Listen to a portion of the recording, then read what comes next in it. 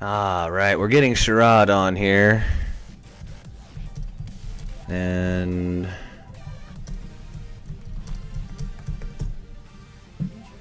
yeah, that's Sherrod.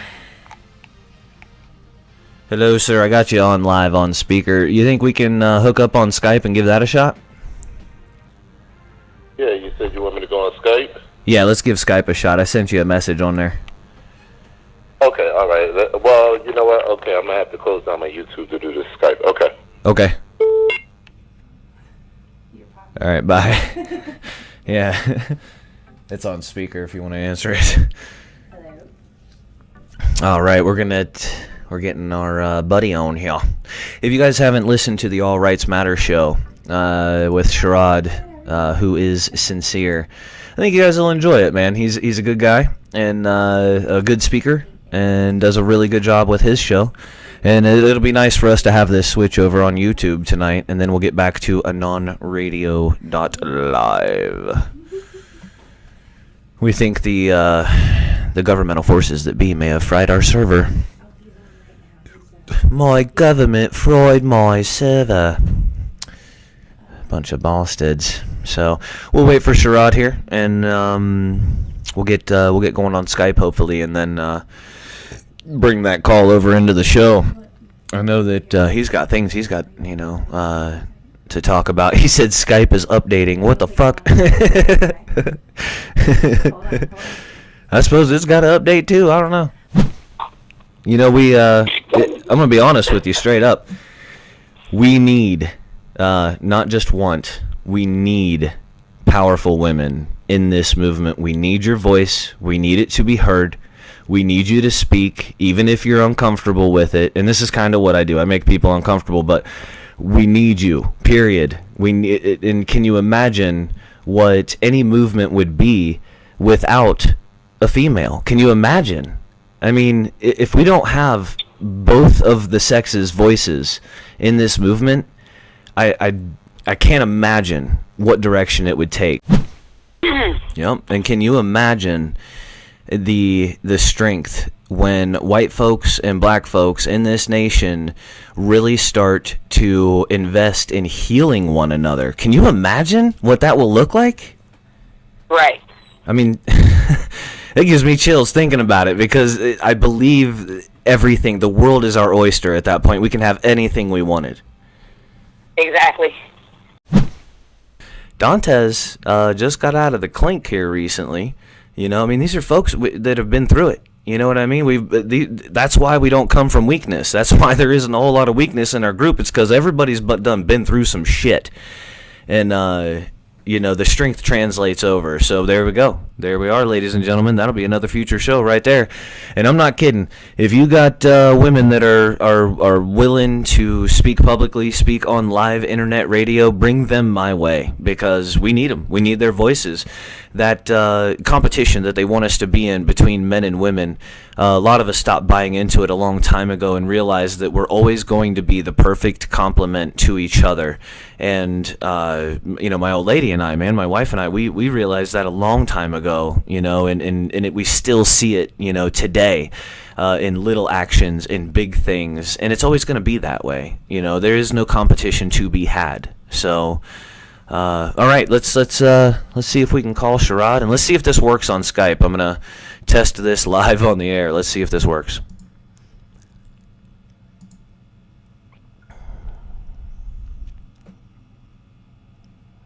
All right, it's calling. It's ringing. Here I am. All right, so you're coming through my headphones right now, and because there's that 12-second delay or whatever, we're going to make sure that you're coming through the other one. So go ahead, introduce yourself, and just keep on going. All right. What's going on, guys? I'm happy that everybody is tuning into the Green Dragon Tavern tonight. Diametric Opposition presents. You guys are doing a great show, and definitely we're happy to have you on Anon Radio Live. We thank you for everybody that supported Anon Radio Live and my show, the All Rights Matter show. We're a new platform. We're up and coming right now, and just the amount of love and attention that we've had has been, absolutely phenomenal. So, just want to thank all the listeners out there first of all. But yeah, anybody that knows me out there knows, like I said, I have the All Rights Matter show, but I also have my YouTube channel, Who is Sincere. You can check that out on YouTube. Make sure you subscribe to our channels, Activist Liaison Network and Who is Sincere. And yeah, man, whatever you guys want to talk about tonight, I'm definitely willing to talk about. I just had to finish cooking that fish up for me and my lady here tonight. Nice. We got confirmation that you are indeed coming through, and everyone's hearing you loud and clear, brother. Okay, great. That's excellent. Excellent. So yeah, I touched on a couple of things already, and I know that you're kind of our Oregon correspondent, I guess. And there's a lot of stuff going on. Is there anything on that you want to go over tonight? Just kind of I'm actually working on something real big right now. I'm just to be honest with you guys. There were rumors that were out there that there was an informant at the refuge, and pretty much a mole the whole time that was reporting back to the government. I actually found who that person is, and I'm going to be putting that out actually probably Monday morning, because the Super Bowl is tomorrow, so people will probably be preoccupied. But that mole has been put in place to cause division, dissension, misinformation, and we see this a lot online with trolling and stuff like that. And what we have to realize is, aside from me having my show, the All Rights Matter show, I have also my own personal opinion. So I may be interviewing somebody someday and doing an interview and doing it in that fashion. Some days I have, just my opinion. You'll hear me talk from the heart. And I'll tell you like this: the Oregon situation has many different levels to it. This is not a normal situation. This is not a Waco situation. This is something a lot more advanced than that. And there's a lot of psyops that are going on right now. So not only do we have the mole, but we also have the psyops that are going on that people should know about.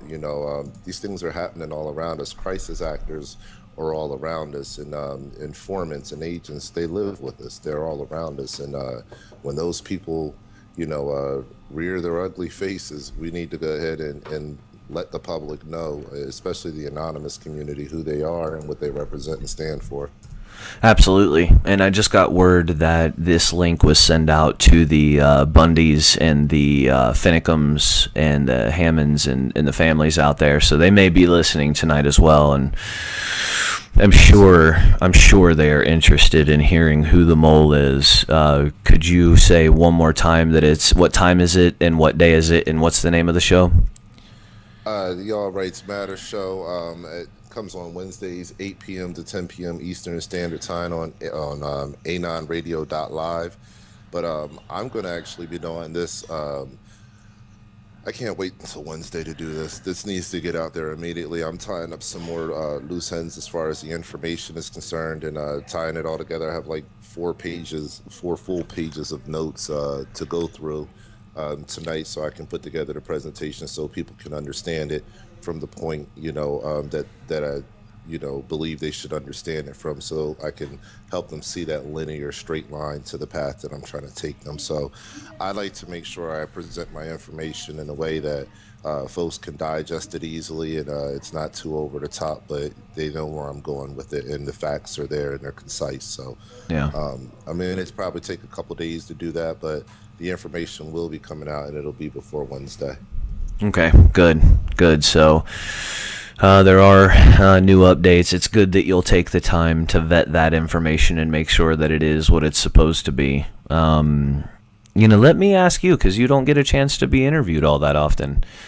You've done these interviews, some of which have been, some of these have been really emotional, and I know that it has to take its toll on you. And I know that also you have had some negative interactions possibly with authorities messing with you. You know, as a veteran, as a man, you know, where does all of this take you psychologically, emotionally? Where does this put you? That's a hell of a question. That's a really good question. No, I'm serious. That was a really good question, man. And I appreciate that question. Well, psychologically, um, I'll start there. It puts me in a place where I'm hoping that a place where I've been for about 20 years. I'm just let's start there. I remember being a teenager, and a little bit more than 20 years now, but being a teenager and you know, hearing about Echelon for the first time, and studying what the government does and their surveillance systems and how they move and operate and stuff. So I was probably between 10 and 12 at that time. And it all of this is taking me back to the beginning of how I used to feel about all of this. I feel like I'm relearning the government again. I feel like I'm relearning the country again. I feel like this is the beginning again, and I believe there's a good reason for that psychologically, um, because technically we are at a beginning again, and a lot of people I think maybe don't have that same feeling as me, because I look at time a little bit differently. But I look at this as just another revolution in the cycle. And when I say revolution, I mean that in the term of revolution and and revolting. So, um, we are at the beginning stages of a revolt, of a pushback from the people, and it's not led by any politician. It's not led by any special interest group, although George Soros can send protesters and all that stuff, but this is led primarily by the voice of the people. So psychologically speaking, I feel like I'm at a good place, at a very good place, because I remember when I was learning about all this stuff and just opening my eyes to it, a little bit before a preteen many years ago. Um, it was a wow factor, and let me find out more, let me keep digging kind of factor, and I'm kind of there again. I've amassed quite a deal of knowledge over the last couple decades, and you know, but it doesn't matter how much you learn, you can always learn more. And stepping across the aisle and coming from Black Lives Matter to develop my own, show and organization, All Rights Matter, to helping out the folks in Oregon, to the Oregon Uprising, Oregon Stand. This is all full circle. This is all, psychologically, it's led me to a very good place where I don't. It's very weird to say, but I've never felt vocally this as strong in my life, and that's my entire life. I've had many platforms that I've been blessed with and been able to stand on, but ever since I've started doing this with Anon Radio Live, and specifically taking on the situation with Oregon and investigating that, and interviewing with the president from the Idaho Three Percenters, Brandon Curtis, who's been on the ground pretty much the whole time. Um, it's just it's empowered me, man. I really think we're at the beginning of something big. I think being on the forefront of something like this is really cool, and I just really look forward to what the American people have. Anybody that really knows me knows I don't have a lot of faith in the American people, and that's not in a negative way, but that's in a way of saying that so many are brainwashed, and so I'm not, living unrealistically, but I still feel really good, man. I feel good about, the networking and the structure that's starting to take place, and feel great about your show coming online. And I feel good about just all of this right now, man. So psychologically, that's where I'm at with it. And I'll take you there psychologically now. Take you a little bit further. That's just what I'm thinking mentally about it. Um, Yeah, let's get into the emotional a little bit. Yeah, it take you. That's what I mean. It take you a little bit further. Emotionally speaking, um, it's a little bit different than this whole psychological factor. Yeah, I'm psyched up about it, but emotionally speaking, some of the times have been difficult. And they've been difficult because of the frustrations that come. You know, I touched on it a little bit a couple seconds ago, but not everybody understands the moment that we're in. So I can't get caught up on that. And so I decided to look past it and just keep working. And the people that get it. And, you know, just you hope more and more people keep getting it. But, you know, you still can't help the frustration that you get from, you've been on my YouTube channel before. I'm starting to get a very sizable following, and I'm thankful for all those people that view the videos and stuff and listen to the show.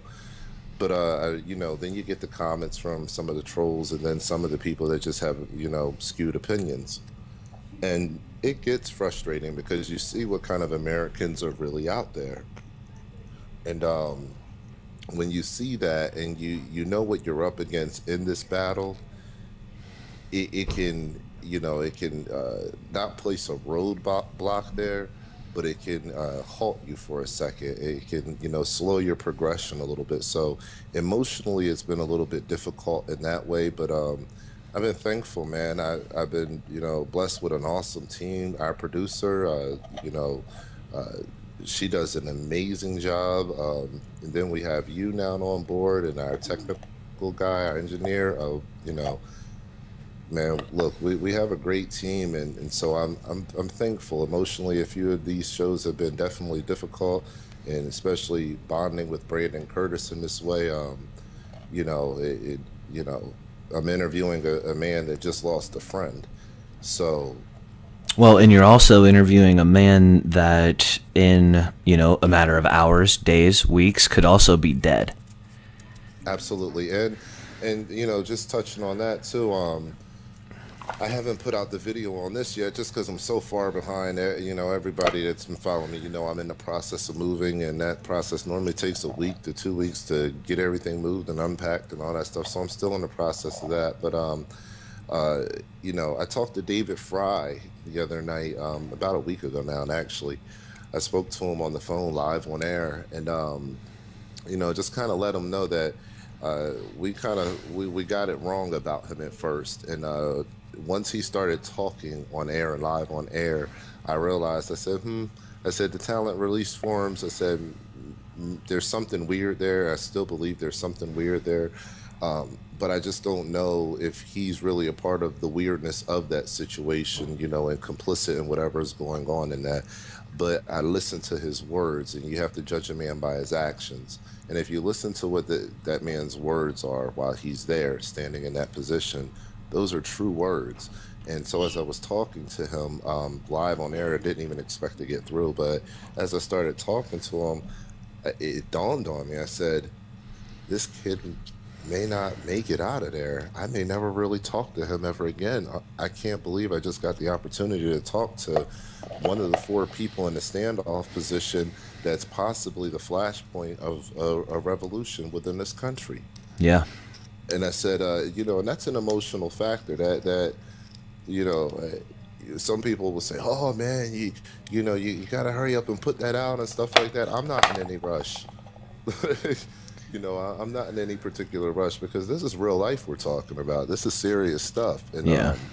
It's so easy to put the computer, between between reality and how we really feel. But if you really take the computer out of it, we really connect with one another as people. And this is real stuff. It is, and that's why I asked the way I did, because it's not just psychological; it's also emotional. It's not the easiest thing in the world, and I don't think a lot of people take those things into consideration. Let me ask you.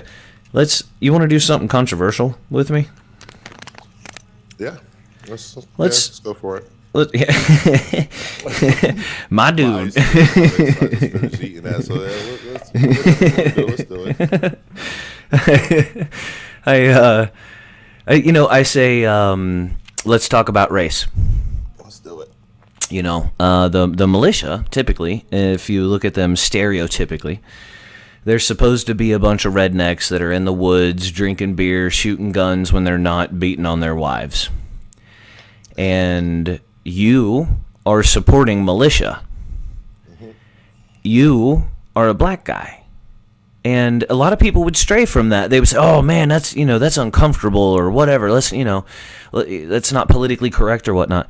But this is a factor for you. Do you have you caught any hell from anybody because you support a militia? Absolutely, man. It's you know, you're asking me good questions. This is great, man. I'm gonna have to come on your show more often. But Open door, man. It's an open door invitation.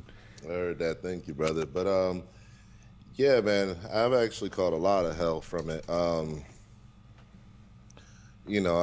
let me word it like this. When I speak, in the first place, a lot of my brothers and sisters, and this is no offense to my brothers and sisters, but a lot of them don't listen to me anyway. I've always had a bunch of white people that listen to me a lot more. It's a fact. And why is that? Do you think? Do you know why? well, I was always told that I talk white because I talk proper. Now, to me, I don't believe in that, and I think when people say that, that's just ignorance. But it's still, I may believe that it's ignorance, but it doesn't mean that it's not fact. So at the end of the day, talking more proper to some people is a fact in their brain that he's more of a white guy. So when I talk, a lot of white people listen to me almost as if, wow, he's a really intelligent black guy, and he kind of sounds like us. And then a lot of black people listen to me as, oh man, listen to this Negro. listen to him sounding all uppity, if you will.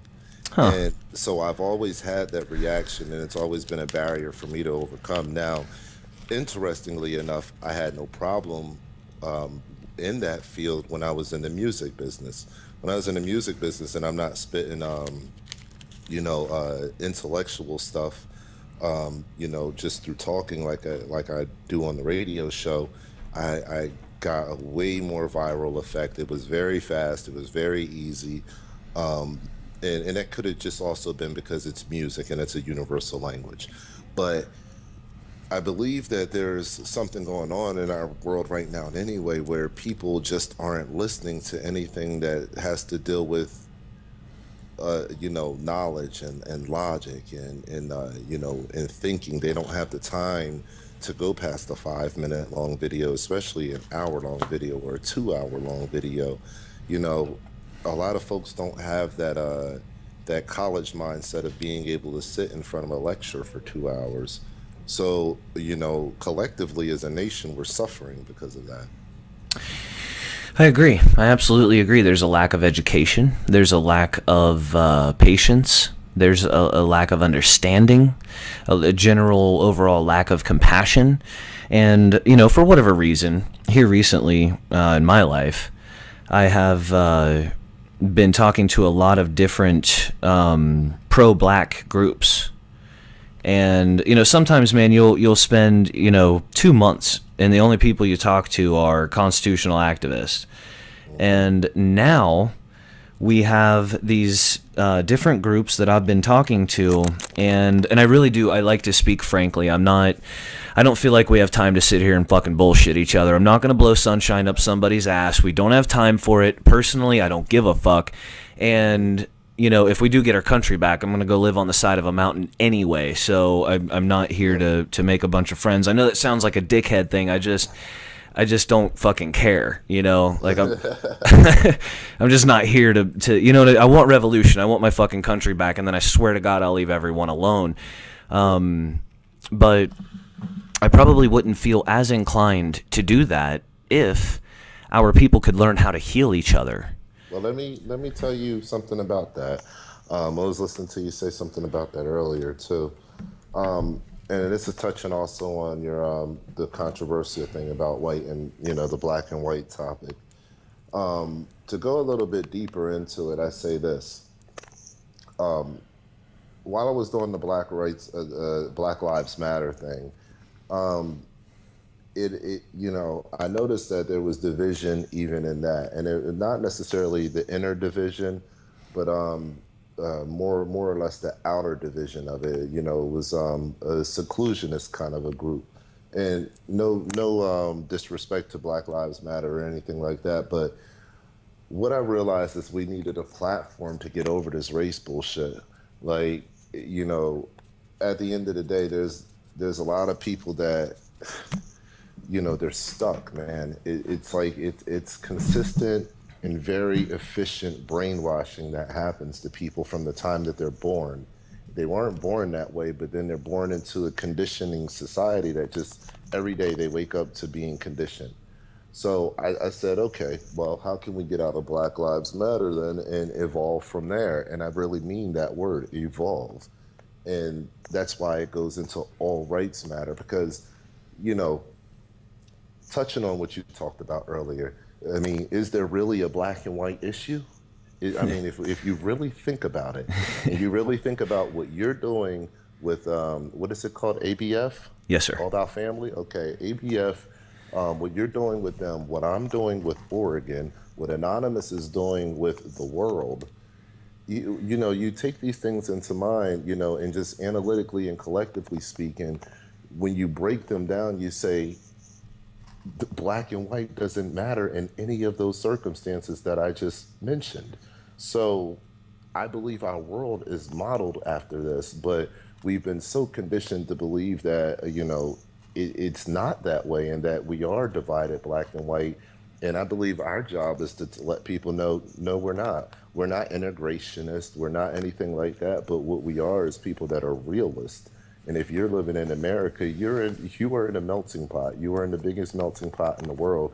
And it is what it is. Black, white, it doesn't matter. Have there been grievances and things that have happened to the black community? Absolutely. Should there be reparations for that in some way? I believe so. But at the end of the day, I believe there should be reparations for anybody who's been wronged on a massive level. So, you know, it's not really a black and white thing. It's a right or wrong thing, and it all boils down to rights. And the quicker we can get to that conversation, we can get to that process where we've collectively evolved, and now we have the power to face whatever our enemy is as far as the oligarchs that are out there. And, you know, we have to do it that way first so that we can get to the economic positioning that'll be necessary to withstand what we have to go up against. Agreed. The situation in Oregon calls for Americans to pay attention, and that is inclusive of all of us. Oregon has a patriot that bled out and died in the snow. And white people watched that, black people watched that, Latino people watched that. Everybody got to see that. Everybody shares in that same suffering of watching. We're not going to get that image out of our minds anytime soon. Oh, yeah. That's an entire nation of people that are subjected to that. And yeah, I had somebody hit me up, man, and I won't say his name on air. It's a prominent person. I've actually had him on air with me before. And he was mad at me. I wouldn't say mad at me, but, you know, he was upset about the fact that I'm supporting what's going on there. And he had some choice words. And he's a friend of mine. So, you know, I take it with a grain of salt. He knows I'm going to do what I do. He's going to do what he does. But I thought it was funny, though, because I look up to this person. And I think very highly of him. But it went to show me how deep this sentiment is of race in our society. And it's sad. It's really sad because you have so many people running around the country screaming unity, come together, solidarity. But yet when we get the moments and the opportunities to do so, we immediately look at the other side. We don't understand what they're going through. And we say, white, entitled, privileged men living off of corporate welfare or government welfare through their land. And write them off because you don't understand. And, you know, we have to get past that. We really do. So I was disappointed at this particular friend of mine. But, you know, at the end of the day, he's entitled to his own opinions. I'm entitled to mine. So it's not like, you know, a deal breaker for friendships. But it just, you know, it goes to show, you know, whether you're young, old, the division is in people's minds, it's in people's hearts. And the quicker that we can get the division going, That's all that's necessary, because when the division's gone, we can clearly look at both sides and see what the truth is. That means when we're seeking for the answers, all we're looking for is the truth. We're not looking for a quick CNN soundbite so that we can sound like we know what we're talking about. No, when we truly care and we get rid of the division, we're seeking nothing but the truth. That's all we want to hear. The truth can't be told 100 different ways, because that turns into a lie. The truth is one thing, and that's what we're all searching for. So we have to get to that. Well, and I think we're on our way. I mean, it really does. If you listen to when Dantes and Chanel, she alluded to what's coming. You in this conversation already have alluded to what's coming. I said beforehand what's coming. We all know that we are in a time of monumental change. Absolutely. And the fact that we decided to go ahead and step up and say, all right, check this out. If it's changing, it's going to change in a direction that makes some fucking sense. Absolutely. That's right. We're That's done right, with this man. bullshit, man. The quicker we can, you know, uh, find our sense of direction, find our sense of purpose, our sense of organization, structure, the same things that our government has. See, what people don't understand is you don't tear down something unless you plan on rebuilding it. And, we have half of the battle in our minds correct, the half that says revolt, do something about it. That part is correct, but what we have to do is we have to get past that. Again, it goes back to evolving. We have to allow some evolution in this conversation to happen. We can't be stuck in the 1950s and 60s anymore. So we have to evolve from there, and it's going to go to it has to go to a place where we say, okay, those white ranchers over there that we know nothing about, we've never been on a ranch a day in our lives, they're having a grievance. The grievance isn't with a black person. The grievance is with the government. Okay, those folks out there in Baltimore, they have a grievance.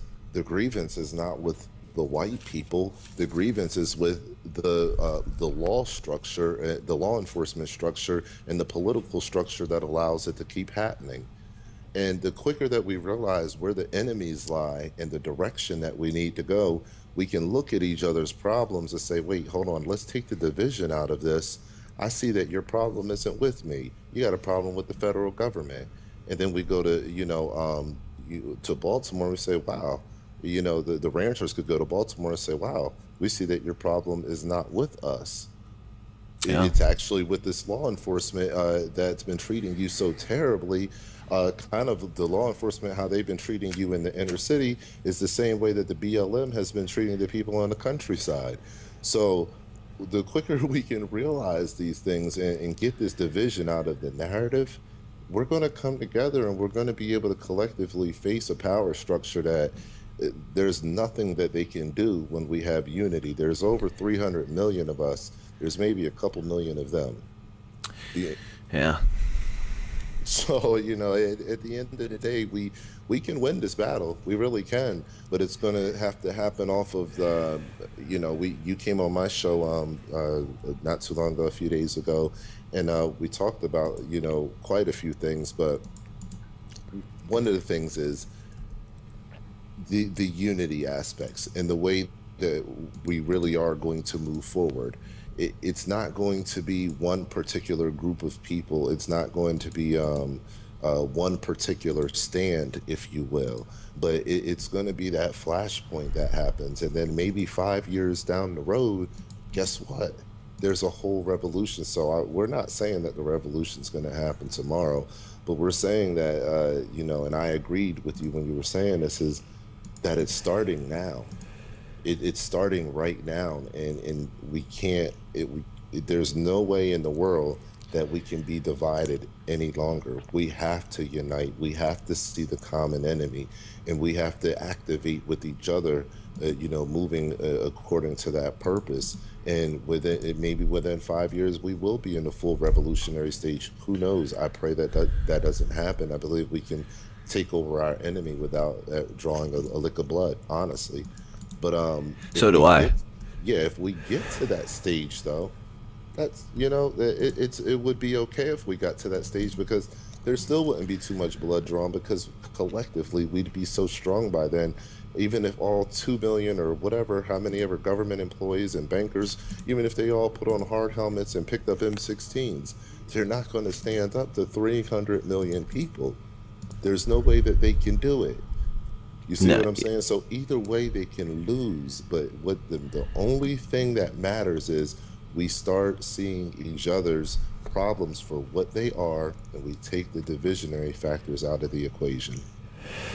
agreed. And I think if we have just even partial control of the dialogue, then it's well within us to be able to do that. Yep. Here's something that people do not commonly discuss. What do you think this country looks like should we lose the day? We have a failed revolution. It ends before it ever begins. You know, they get complete tyrannical control, whatever. What do you think this country looks like if we lose the day? You sure you want me to answer that? I do. I really want you to answer that. I do. Okay, I will then.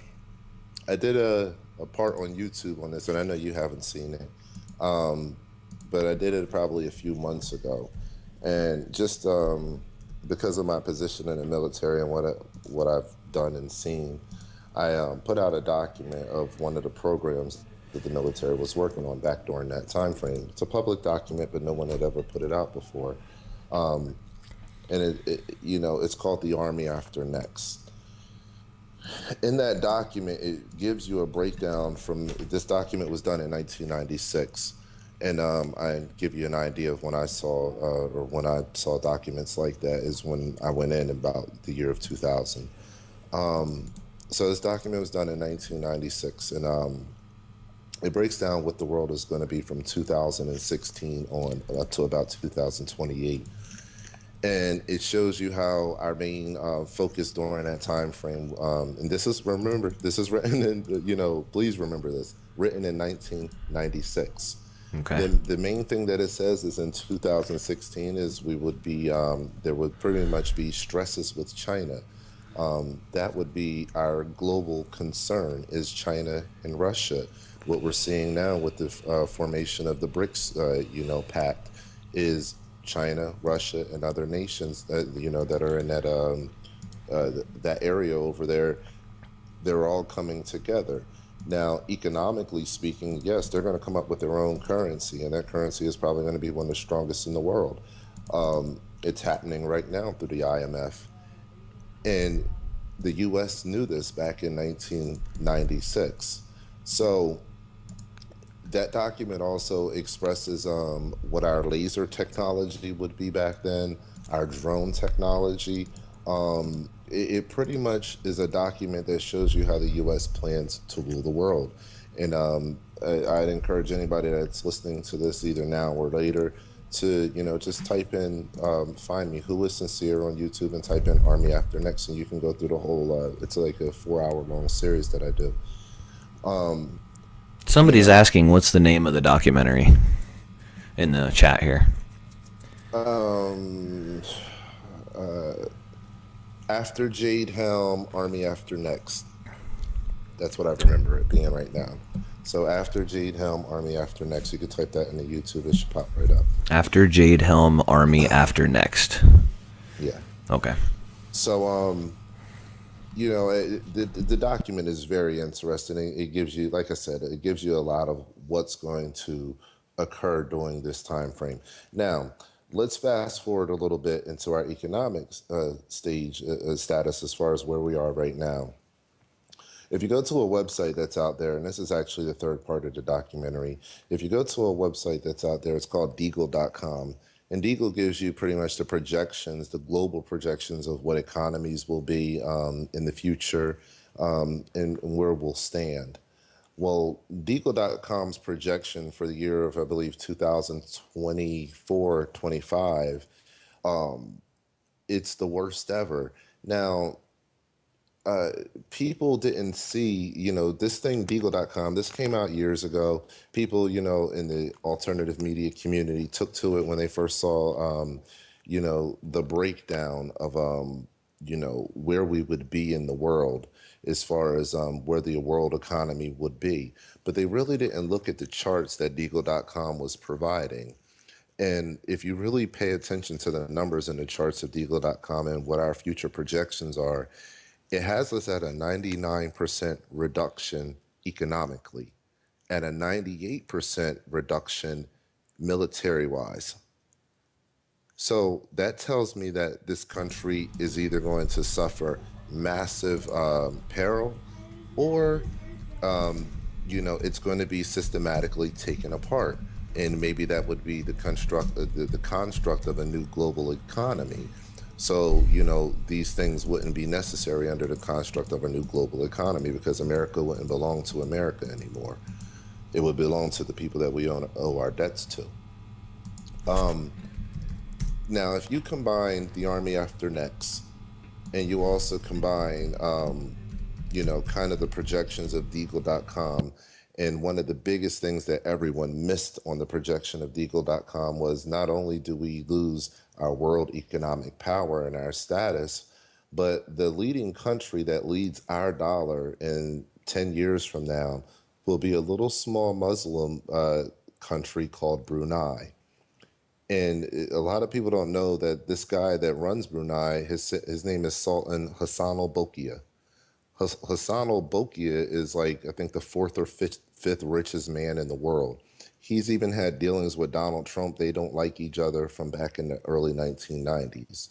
But this is the man that's going to be ruling the United States dollar, in 10 years from now. I mean, literally ruling. I mean, above China, above Russia, Brunei is being looked at in these projections as being the most powerful purveyor of the dollar. And that says a lot if you combine that with the fact that, and you don't see this through our media a lot, but just type in Hassan al-Bolkiah and Obama. Type those two things in and you'll find hundreds of images of those two hanging out together. Okay? So, and then you think about the Trans-Pacific Partnership, the Well, TPP. hold on. How do you spell that guy's name? Do you know? Yeah, Hassanal, Bolkiah, Bolkiah. Okay, cool. Thank you. And yeah, man, you look through that stuff, man. You will be shocked. So you have to put these things together. And like I was saying, the TPP. You look at the work that Obama has just done with Hassan al-Bolkiah regarding the TPP and the other Southeastern Asian Pacific nations there. It's just tremendous that I don't believe anybody sees where this thing is going like I see where it's going. Because to me, it's linear. To me, I see they have an objective, what direction that they're going in. A lot of people don't even know that we spend time over here talking about, what's his name, Netanyahu. We spend time over here talking about this guy, but he's really selling arms to China. Russia and him are really selling arms to China. This is what Israel is doing. We have a false perception of how this world really works. And if we know that Israel is supplying our enemy, and that these crazy New Age Zionist people are doing this, then what are we doing throughout the world? What are we thinking?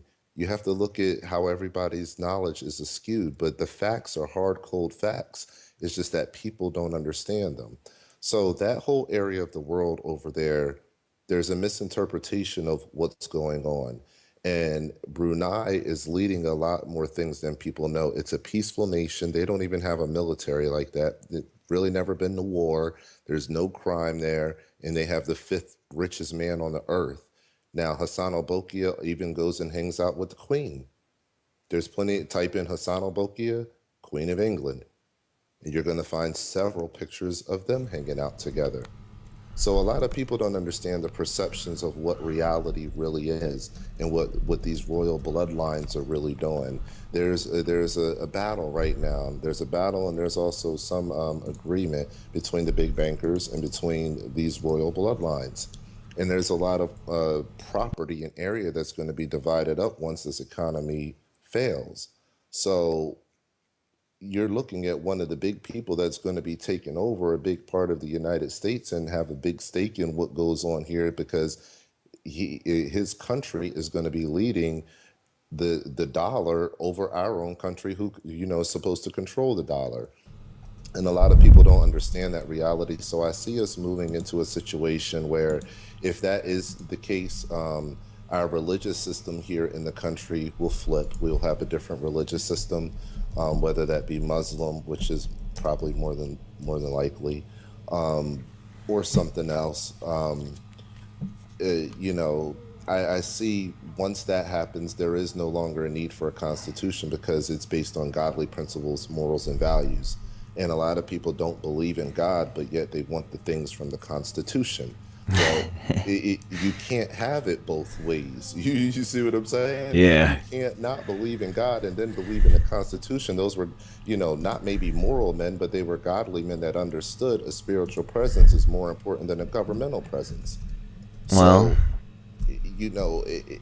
we have a very confused country, and where I see us going when you mix all that bag of crap that I just told you together is into a place where economically we are not empowered anymore because our money means nothing. Now we're literally on a slave economic system that we can never get leverage on. This system we can still get leverage on and get out of it.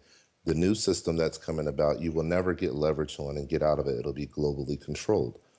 Um, with that being said, that one major thing right there being economically controlled on a global level, it's game over.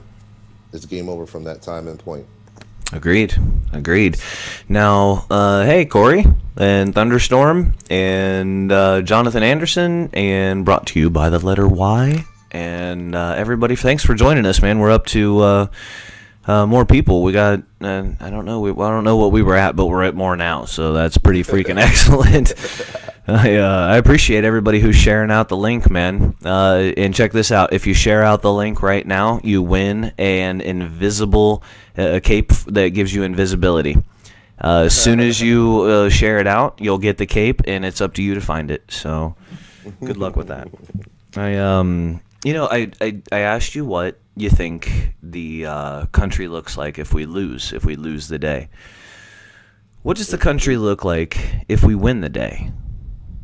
Ah, I mean, good contrast. And that's actually a lot easier to answer. If we win the day in the way that I was talking about, which I don't think we need to draw any blood to do it, if we win the day, we take the leverage of what we have right now. We still have a little bit of freedom left. We still have access to do what we want with the money that we have.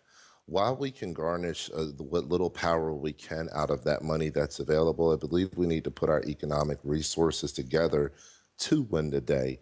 Um, and that would entail us rebuilding our community centers. That would entail us bringing back our barter industry so that, the barter industry is a very powerful thing, especially when combined with community centers. That promotes trade amongst the community, and it takes the dollars out of big corporations like Walmart and all those other places that people hate to shop anyway. So when we combine our economic resources to start from the ground up, starting with the community centers, within these community centers, we can have a community doctor that anybody can see. We can have a community lawyer or lawyers or doctors that anybody can see. We can have daycare services. We have to start putting our communities back together. And that's only going to come from collectively combining our money. So, community centers, um, and like I said, all those departments that would be in the community center, the barter industry, we have to bring that back. And then we have to take it a step further. Those are things that we had in the past. Now, the things that we need for the future are a little bit different because the world is changing. So we have to change, with that. And I'm thinking here, personally, and not really personally, it's just from studying this information. One of the biggest things that we're going to have to change is the education system. Once we can change the education system, We can implement the goals and the values that are going to best suit us for tomorrow. We can replace the lies that have been told to us for many decades as far as how this country was founded, and the greatness of this country. And we can get down to what the real truth is. We can get some healing done. We can get some education done, and we can move forward as a more empowered people with that education. So that's going to be a really big part to moving forward. And I believe a lot of that is going to be spearheaded out of those community centers with parents and people of, the working class all combining together and deciding what things are important. To take it even a step further, we need to stop asking the government for money. We need to stop asking for welfare. We say that we're in a socialist system. Well, we're only in a socialist system because we agree with the policies of what we're doing. The way that we agree is we allow them to keep taking taxes out of our check. We allow them to, take taxes whenever we go pay for this or go pay for that. Are taxes a bad thing? Not necessarily, but they make us weaker when we just comply with the system. So we have to stop doing that. We have to come to a place where we can say, like I started out initially saying, collectively, we bring our money together. Now, we don't just build community centers, we really help the people, such as the Black Panthers did. You really feed the people. You start a breakfast program within your own community without a single dollar needed from the government. That's called empowerment. That brings the people together. That's called unity, where white kids and black kids can sit at a table together, funded by the dollars of the community, have breakfast together. Everybody's had a good start to the day. Everybody has warm clothes, has good shoes, and has an equal education. That's how you boost up tomorrow. But it only comes out of us bringing our minds and our money together collectively. So we have a chance to do that. We only have a very small window of opportunity to do it in. But if we do make that happen, tomorrow looks like a world that we've never seen before, but a world that we always have wanted. Is it a utopia? No, it's not a utopia, but it's damn sure the next best thing to it. Oh, and let me close out by saying this one other thing. Another thing that I was saying as far as we have to look forward, um, through that education system, we have to start allowing equal access to technology for lower income people. Now, that means we have to find those smart minds, that smart black child that's in the ghetto that probably will be the next Bill Gates. That there's many people in lower income families that they're bright, they're intelligent. You give them the resources necessary, and they're going to build the next app that's going to help to control the world and make your future a better place. So it if we can't get these educational resources in the hands that are necessary to have them, then we're going to have a future that is going to be a lot more difficult. But I'll tell you what, and then I'll shut up after this. One more thing. No shutting up. Um, No, no, no, no, no. We can't have you shutting up. I'll give you one more thing. You gave me the floor, so I'm going to take this opportunity to just speak a little bit on the things that are always on my heart and mind. But the last thing is this. It's very easy to do these things. What I'm talking about is not rocket science. It's not, some people be listening to it and say, oh my God, that's a great idea. Well, I consider those blessings because I pray a lot and I ask God, well, what can we do? And these ideas have come to me collectively over time. I believe it's time that we enact all of them now and immediately, just to be honest with you. But nothing gets done. And I mean this, nothing gets done until we bring our money together and put our money where our mouth is. All of this standing in the street and picketing and telling the government we don't agree with this, we don't agree with that. They're literally, while you're standing in the street, they're picking your pocket, they're taking your money, and they're paying for whatever they want to pay for. And they're saying, we don't care whether you agree with it, your money agrees with it. Yeah. Okay, so that's the slick thing that's happening. Your voices aren't being heard because your money speaks louder than your voice, and you keep giving it to a tyrannical government. The moment that we can start to invest in ourselves and give it to ourselves, that's when our voices will be heard. So let's take that a step further. Hold on, I gotta interrupt. I apologize. Miss C Gypsy wants you to read her bedtime stories because she loves your voice. Excellent, no problem. Sorry, man. Go ahead, dude. We take that one step further, and it's really funny when you think about it. Is okay. Go back to what I said. If we find the next Black Bill Gates in the hood, okay, or the next Bill Gates who happens to be a young Black man in the hood, and we've done everything collectively as a community to bring that man up to the proper status so that he can have the position to have that opportunity to be that Bill Gates and then give back to his community. We're only investing in ourselves. Now that's saying that this, guy doesn't get to a certain status, sell out, and then, runs off with the money, never invest in his community again. That's to say that. But, the more that we do this, the more likelihood we'll have of, let's just say that it's a ratio. Let's just say 2 out of every 10 people did that. Well, you will still have 8 of them that would stay right there where they are, or maybe not stay there, but always invest back in that community again to make the same thing happen again and again and again. So that's what it means when we need to economically empower ourselves, because it's an investment for the future. We can bring some of these people that are smart into a place where they can develop the things for the future, give back into the community, lower the prices in certain areas, and really create a holistic effect where we don't have a utopian society, but we have the closest damn thing that we can get to it, where all of us can agree, we can have liberty and not be torn apart by division.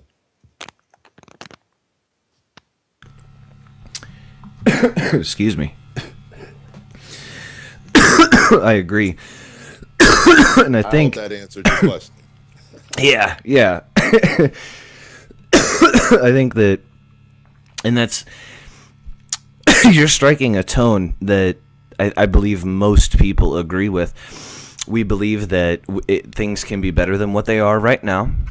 We're not unrealistic in believing that we're going to build a floating city with complete utopian society and everyone else is fucking floating around. It's realistic, it's well grounded, and it's also based in logic, where you took the time to say, this isn't rocket science. If I can sit here, in New Jersey and, say it on simple terms over internet airwaves, then, this is obviously something that's well within our grasp, and it's realistic. People can do this. They can grab onto this. They can be a part of this. And buying into the cynicism that we have and that we do has got us here. And as far as I'm concerned, my TV is garbage. I want to see better shit, and I think humans are capable of a hell of a lot more than what I see pumped out. I'm done with it, man. I'm done. I've cut the cord just recently. I'm done. Really? Did you stop watching TV altogether? Well, I have one of those HD antennas because the lady likes the local news station, so she watches the weather and all that stuff. So we have that hooked up to our really nice one, actually, hooked up to our flat screen. But no more. I'm not giving Comcast and Xfinity and Dish Network and all these other companies, man. I'm not giving them no more of my money for crap that I don't watch. I'm so tired of it. $130-something a month flies out the window. The only cable company that I will pay for is EPB, and currently where I just moved there, I'm just finishing up the contract with the community I just moved in to install EPB here, which is pure fiber optics, and I use that for internet. But I don't think I'll ever get cable again, man. I just really don't, because I don't use it. It's not necessary. I still have 100% 1080p HD. I'm cool with those few, these 20 local channels or whatever it is, 13, 20 local channels that come up. And I'll never give those people my money again, man. And I would tell you the same thing. Stop giving those people your money, man. This internet, if you're in a good spot with internet, just stream your content for free, and you know, whatever you're going to watch, I'm just keeping it real with you, and stream it over your own your mobile internet if you have unlimited. Yeah, I don't blame you. I don't blame you. There's many people that have decided to tune out. They no longer want to be subjected to what's on the television. They feel that it's harmful to them and anyone else watching it. They don't want to condone it. They don't want to promote it. They know that it's a ripoff financially. Now, you know, our system, we all know that our system is a bit strange. We have taxes that we pay, and we don't actually have the representation from those taxes that true socialist countries do. For example, the majority of your money is taken out of your check if you are a German citizen. You actually only get somewhere, it's 30%, something like that. And the rest, it goes to the state. But here's the thing. You have cable television because the government believes that you need to be able to access information if the country is ever attacked, if there's any ever catastrophe. You also have a phone. All that's paid through your taxes. And they look at us and we go, well, it's for the roads. And our roads are shit. Yeah, man, it's all an illusion. I tell people like this, okay. You heard me say it the other night on the show. The 1 million people, 1 million pissed off people, 1 million people giving $1 a day for a year equals $365 million. That's 1 million pissed off people that are tired of what's going on, and they all give $1 a day a year. It makes $365 million at the end of the year. And you can do that year after year after year after year, and you can make that 10 million, 20, 30 million, whatever, but we'll just use 1 million. Now, you think about that number, $365 million, and you think about what it costs to build a community center. You could easily build a community center way less than $1 million, okay? We can build 365 of those within 1 year. Do you understand what I'm saying? Yeah. You know, just speaking without taxes and all other kinds of, you know, legal stuff. But collectively speaking, we could build over 300 community centers within a year. Okay? Now, think about that. And think about the impact and the change it would have on the world. And hold that thought in your mind. Okay. Now, go back to, you're around my age, so go back to 20 years ago, 25 years ago. Okay. And now recall, you know, sit in your living room and recall yourself watching TV, and you would see the little, the things that would come on with the Feed the African Kids. Yeah. If you just donate $1 a day, you know, and that's only $30 a month, you can feed this child, and they can have this and they can have that, and you know, and you'll get pictures in the mail. Now, that's 25 years ago. The example I just gave you before that says 1 million people, $1 a day for 365 days equals $365 million. How many millions of people are donating dollars every single day for the last 2-3 decades? And we don't have a better world than we have right now? Think about that. Do you see where I'm going with this? Oh, yeah. Oh, yeah. So it's all an illusion. It's all a sham. 100%, all of it. People don't understand that. Those people, if you just think of what I just told you right now, that would be over $10 billion. Over $10 billion just by standards of 1 million people helping out that region. Over $10 billion within the last 30 years. That's enough to feed a lot of people. Oh, man, you That's put that enough. money into the hands of the common people, and we will change some shit, dude. You understand? That's where we're at, man. We're living in an illusion. We're living, and then let's take it a step further. That's just off of those people that take your money and say that they're putting it up for AIDS research, or, you know, or for the other countries or whatever they're doing, and that have been doing this scam for many years. Let's take it down to your federal government. If 1 million people are giving $1 a day for 365 days a year, creating $365 million to make over 300 new community centers, Why can't the federal government do that when there's over 100 million of us paying federal tax Yeah. and nothing is being fixed? We don't have a high-speed railway uh, like China does. They're 20 to 30 years ahead of us. You understand what I'm saying? So That's hard to. where that's where's the money going? Where is it going? Well, it's gone. It's gone. You know, they. Corruption. Well, what was it? It was Donald Rumsfeld, days before 9/11, announces that I think it was at the Pentagon, and he announced that they had misallocated and lost $3 trillion. You know, and 9/11 happens. The number was inflated, I think, eventually to like $7 trillion. And all of those divisions that used to be there as a form of checks and balances to keep an eye on congressional spending for black ops and shit like that, the Patriot Act was passed, and all of those groups reallocated their resources to investigating terrorism. So that investigation never, it was just cold stopped. Well, I tell you what, man. So much goes into our military-industrial complex that it's a big black hole in the budget.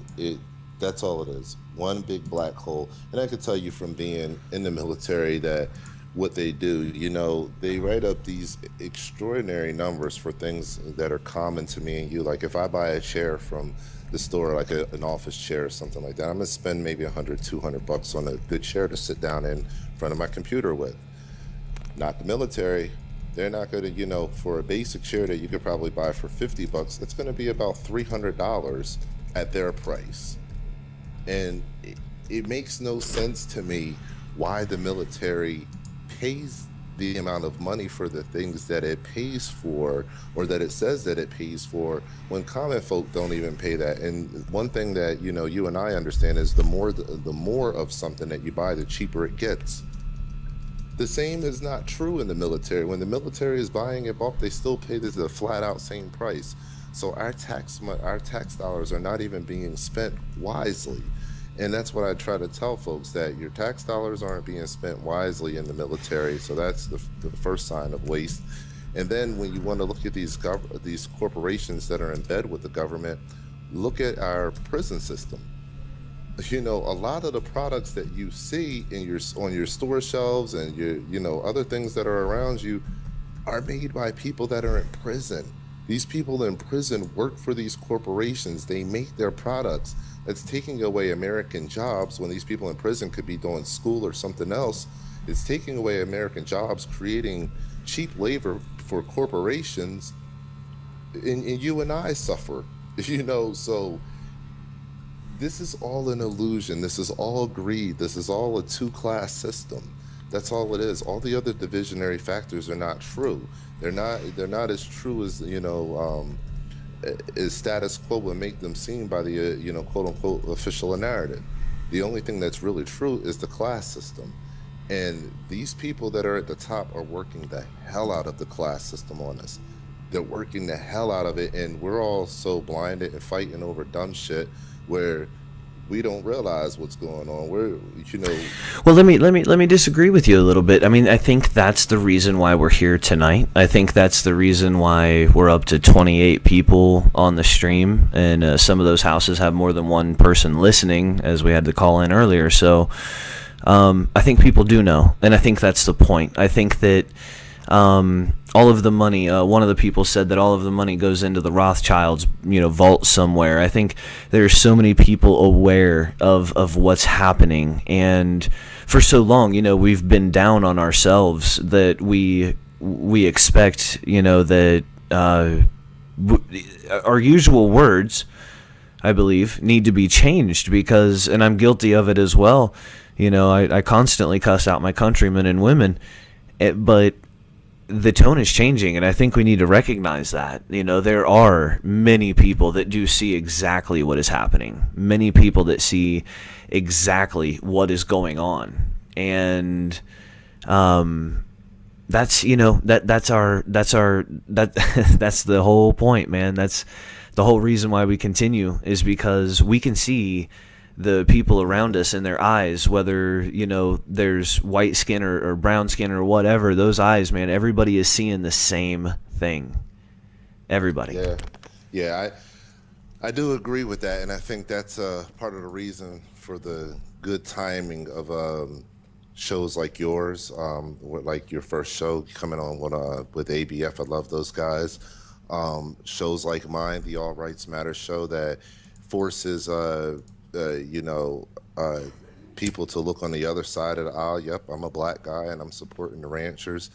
Um, People are waking up and they're seeing that, the official narratives that they've adhered to for so long, man, that they're bullshit, and people are starting to realize that no progression is happening out of these quote unquote movements.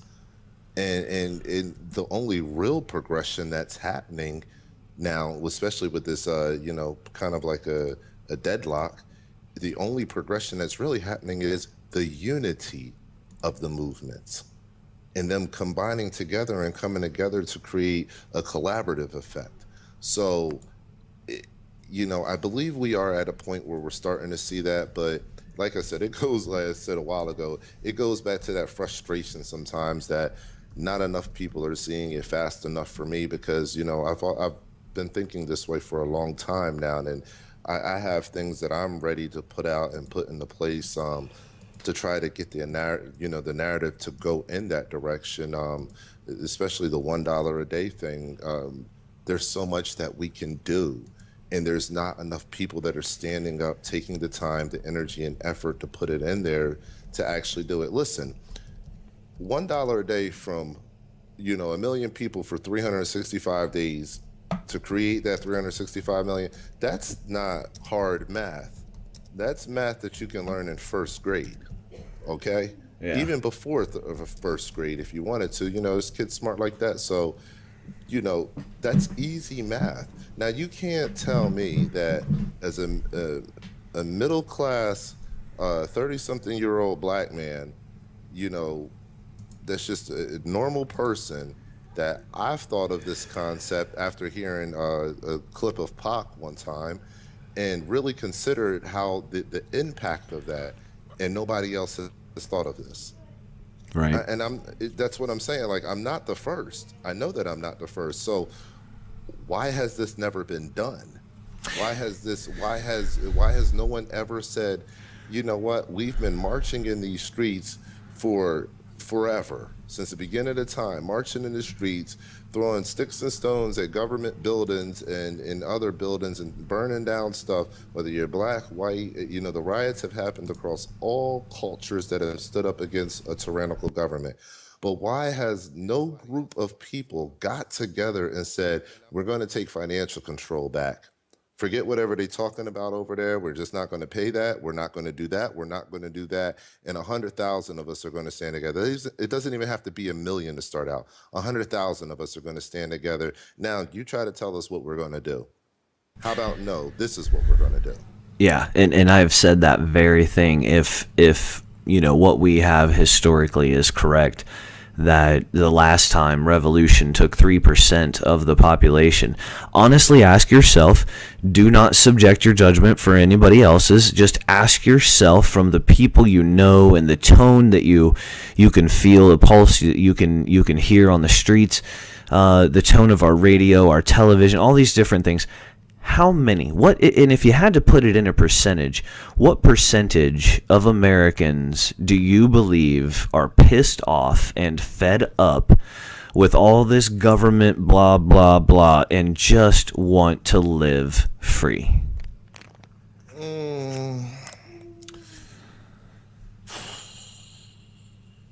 Realistically. Pissed off and aware, 35%. Think about that. If it took 3 last time, let's just go with a little under half of what you said, 15. No, that's amazing. Listen to what I'm about to say. 35% pissed off and aware. 60% to 70% pissed off but not aware. And I think when you say that those numbers, you have about 20 to 30% people that are comfortable with the country just the way it is and don't want it to change. Um, when you have those kind of numbers, you have the kind of division that we have right now. You have the aware people fighting with the pissed off people because they're not aware. So there's a battle of ignorance there. Then you have the other people that are saying things are fine. What are you talking about? The country is great. I just bought a new Lamborghini. What do you mean? This is the greatest country in the world. So then you have those people that are not listening to either group of people, and they're just like, you guys are just a bunch of complainers, and all you guys ever do over there is fight. Why don't you just start? Why don't you get to work and work hard, and you could be like me? And you know, there's a lot of people that are aware that 35%, but that 35%, you know, they're up against a mountain. It really is nothing short of a mountain because it's not like a singular enemy that they're up against. It's two, it's three, it's four. It's multiple different things that they're up against. So it may have been only a couple of people to start a revolution to start to change things, but in this context and in this day and age, we're going to need about at least 60% of people to be not just pissed off, but pissed off and aware. Once you get to about 60%, I believe, over that threshold, that's when you'll see a true revolution. I like that. I like that. And let me get to some of the messages I've been getting here. Dantes Price from the ABF family said, "Tell Sincere I love the message and thanks for the shout out." Oh, word up, word up. Yeah, Thank you guys. I appreciate you guys for doing that show on the Green Dragon Tavern, I think about a week or two ago now. And that was an awesome, energetic show, and I really love those guys. So, I actually want to hook them up with some of the folks that I know because, just because I love what they're doing. And, if he wants to reach out to me, tell him to definitely reach out to me.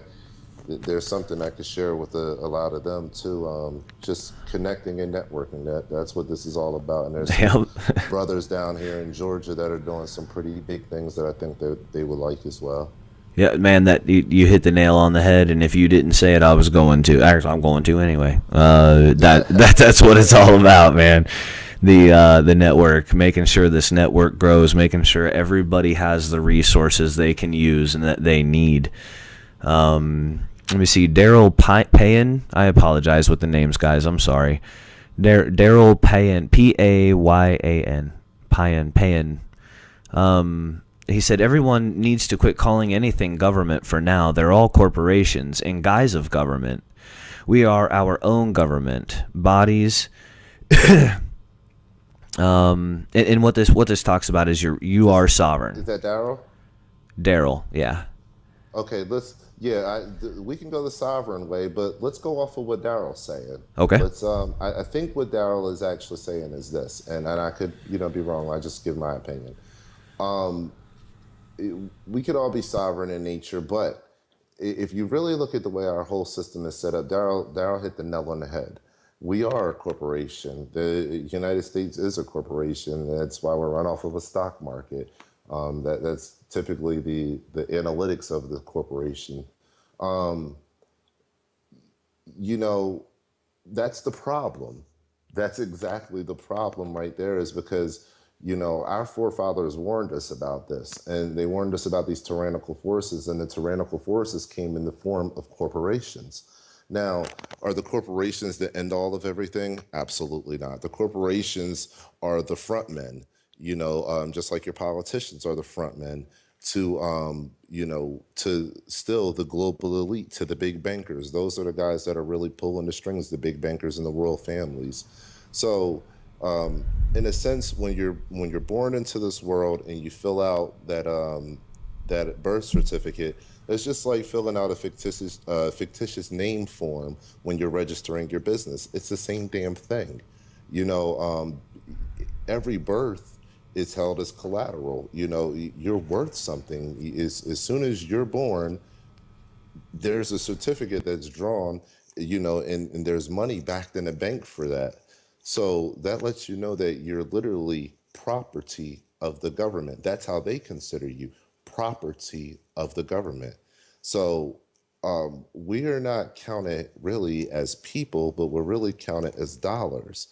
And that should make everybody freak out. That should make everybody feel funny. But the beautiful thing about that is this: when you talk about the corporate influence and everything really being owned by the corporations, well, that's why we have the power that we have, because those people are sloppy as hell. The people that own corporations are nothing but me and you with bad intentions. I'm going to be honest with you. So if we know that about them, then that takes away all their power. The only thing that gives them power is their money. Well, they still don't own that money. The big bankers own that money. So they're really not as powerful as, people think that they are. Their influence is what's powerful. Collectively, if we can break their influence, and then if we can take their financial structuring, meaning we reverse the financial tyranny that's happened to us, and we reverse it on their heads. We start with the idea of 1 million people being pissed off, putting up $1 a day for 365 days to bring up that 365 million. We'll build our own doctor's offices. We'll build our own lawyers, build up our own lawyers. We'll build our own community centers. We'll build our own education center, our educational hubs, our own shops. Once we do that, what can these people really do? Well, there was an all-black city out west that had successful everything. They had a successful university, hospital, everything, and the Klan went in and set up the leaders, lied about them, and killed a couple of them. Well, there you go. You have, see, that's the thing. You have that black thing and white thing. Now, I'm not saying that the black people that set that up were wrong. No, they were doing something from an empowered point of view because they realized they couldn't have that opportunity anywhere else. Yeah. Now, fast forward to today, okay?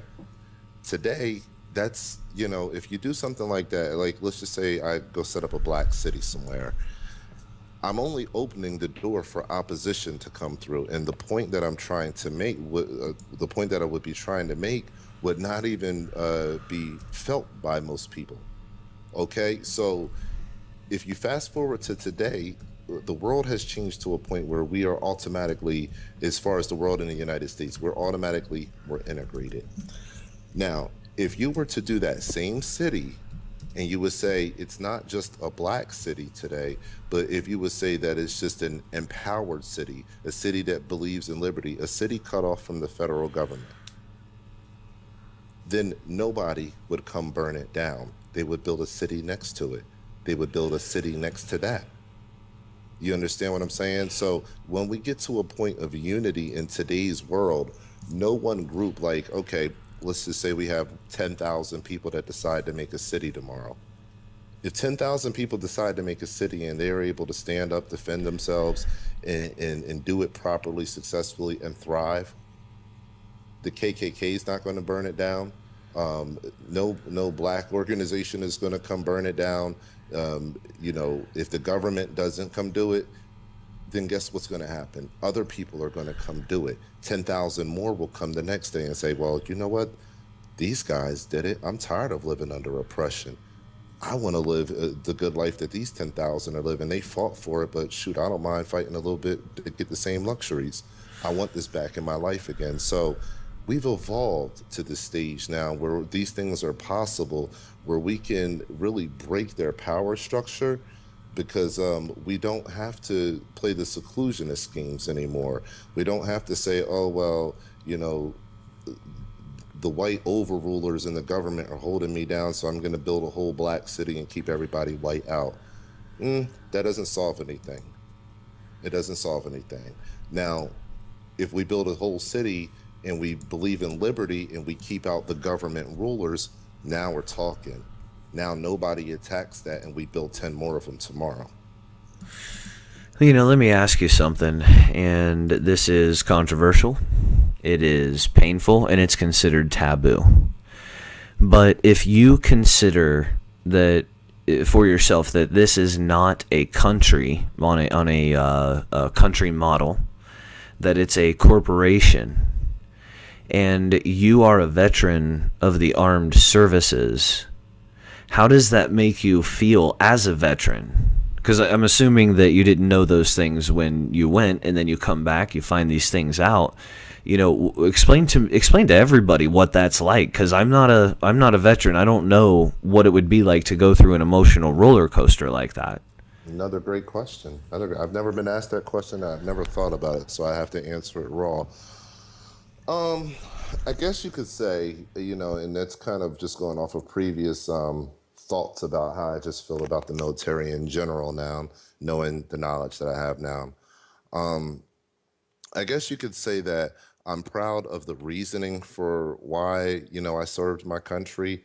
And but what I'm not proud of is perception is all based off of whose eyes you're looking through.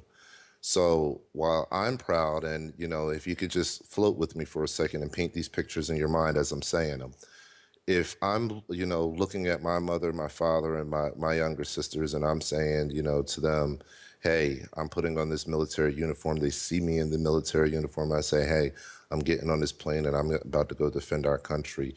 And they're proud of me. They're happy. And they're, hey, this guy, our son, our brother, our, whoever, he's a good guy and we're excited for him. We're scared for him. He's going to defend our country.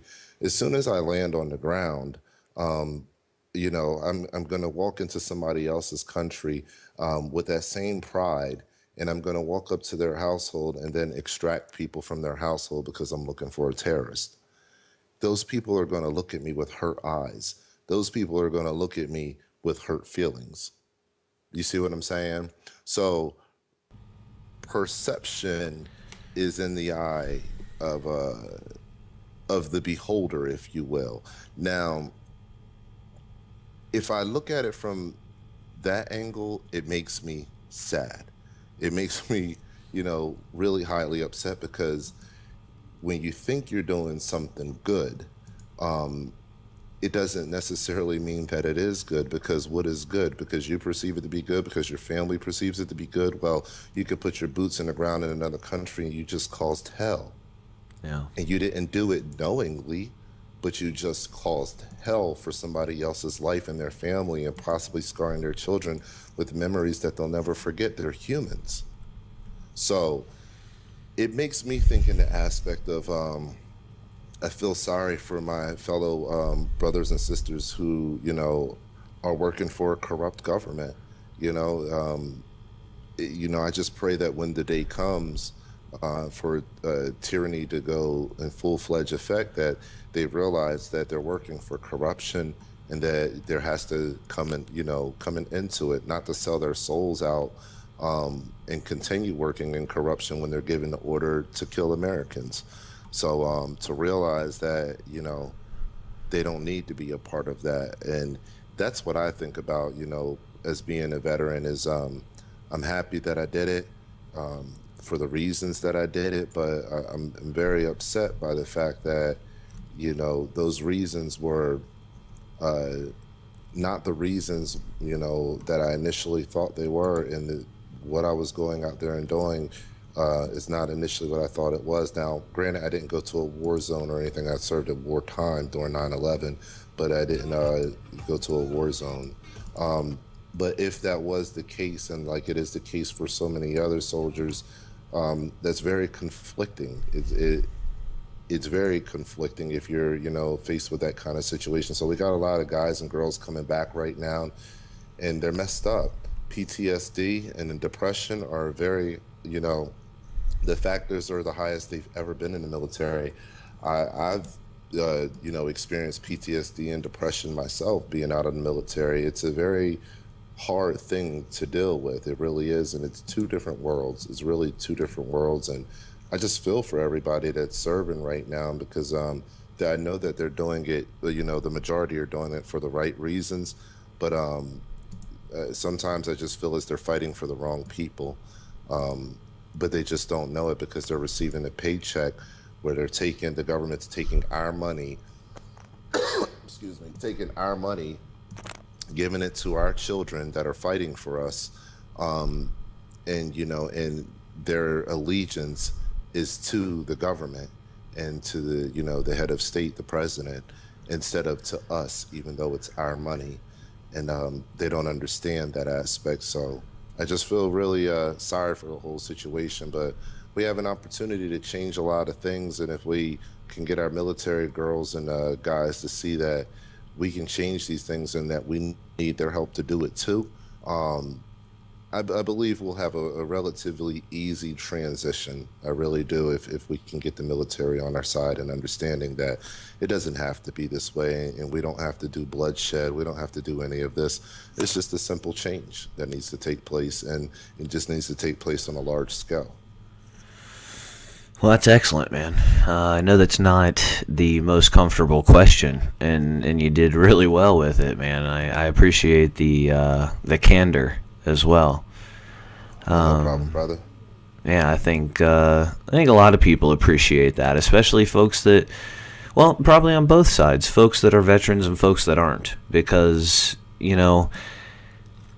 you're constantly trying to fight for the right thing, is what it sounds like. So you sign up, you get in there, you're trying to fight for the right thing, and then you end up getting out of there and feeling completely different. And now here you are, still trying to fight for the right thing. So Yeah, you're consistent. It's always been in my heart. I told a story the other day to somebody, and I said I've always fought for the right thing. And I guess my first stand of activism was when I was a teenager. I was working at the Vineland Board of Education, and I was a LAN installer, local area network installer. We were installing Category 5 cables for internet wiring for all the classrooms and all the schools in the district, and fiber optic as well. And this is back in the 90s. We were installing fiber optics, so it was a really cool experience. Groundbreaking technology at the time. Our community invested in that a long time ago, so it was a big deal. It was a really big deal, to be talking about T1 lines and T3 lines and to be working in that capacity with all those kind of people. And there was a little, group of us from school that were doing that. One of my buddies, I consider him one of the smartest people probably on the East Coast, if not in the country. He works at a top level of government now, was the person that actually brought me into that little group. So we're doing this job, and it's a big, important job. I'm feeling, really important being a part of it. And the guys that were working there, I believe from like Bell Atlantic or whatever the telephone company was back then, we were working side by side with them. So I found out that these guys were making like 40, 45, 55, $65 an hour. Damn. And I'm like, whoa, time out. Wait, hold on. How is the Board of Education only paying us 5.15 an hour? No. This ain't right. My feelings was hurt because I put a lot of time, passion, energy and effort into my job. I loved what I was doing. We installed during the school season, and during the summer we did computer rollouts where we get the systems updated, go to different schools and work on all that kind of stuff. So I loved my job. I was a computer nerd back then, so of course I loved it. But when I heard about the difference in the pay, it pissed me off to no end. So I talked to my mom about it, talked to my mom and dad about it, and mom was like, hey, you could write a letter. So I did. I said, okay, I'm going to write a letter.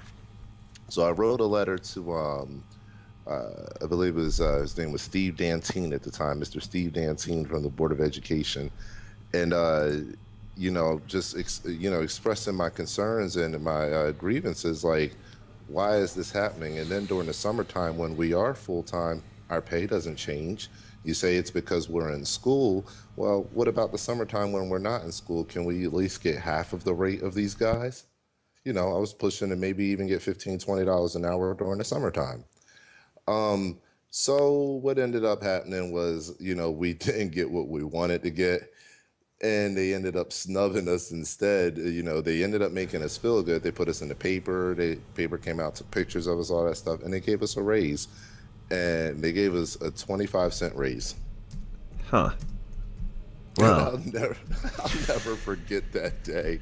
That was my first stand of activism, and you know, I didn't get that that $10 an hour, or yeah, $10 an hour raise difference that I was looking for, or anything like that. But that quarter was just enough to let me say, back then I was pissed off about it.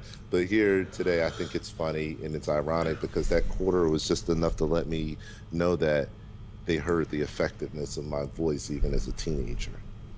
That's it speaks to the effect of why you're here now, I'm sure. A friend of mine, a fellow activist down in southern Ohio, Mary Jo Sievert, she wanted me to tell you she said, please thank him for his service from me. Oh wow, thank you. I appreciate all you guys. I've had a chance to glance over this comment section a couple times, and I appreciate all you guys. Jonathan Anderson, Real Soldier, Brandon, I am waking 14-year vet here. Oh wow, hats off to you, Brandon, for yeah, for your service. Sure there's some more veterans that are on here. Oh wow, look at that. There's like 3 times as many listeners now. That's cool. Yeah. All right, thank you guys. I really appreciate that, guys. You hopping on now, and everyone's listening. That's awesome, and I appreciate the interactivity here too. So you guys are awesome. Appreciate all of you. Yeah, we have another radio show host listening. His name is Rick, and then last name is Igou. I'm bad with names, so I don't want to missay it.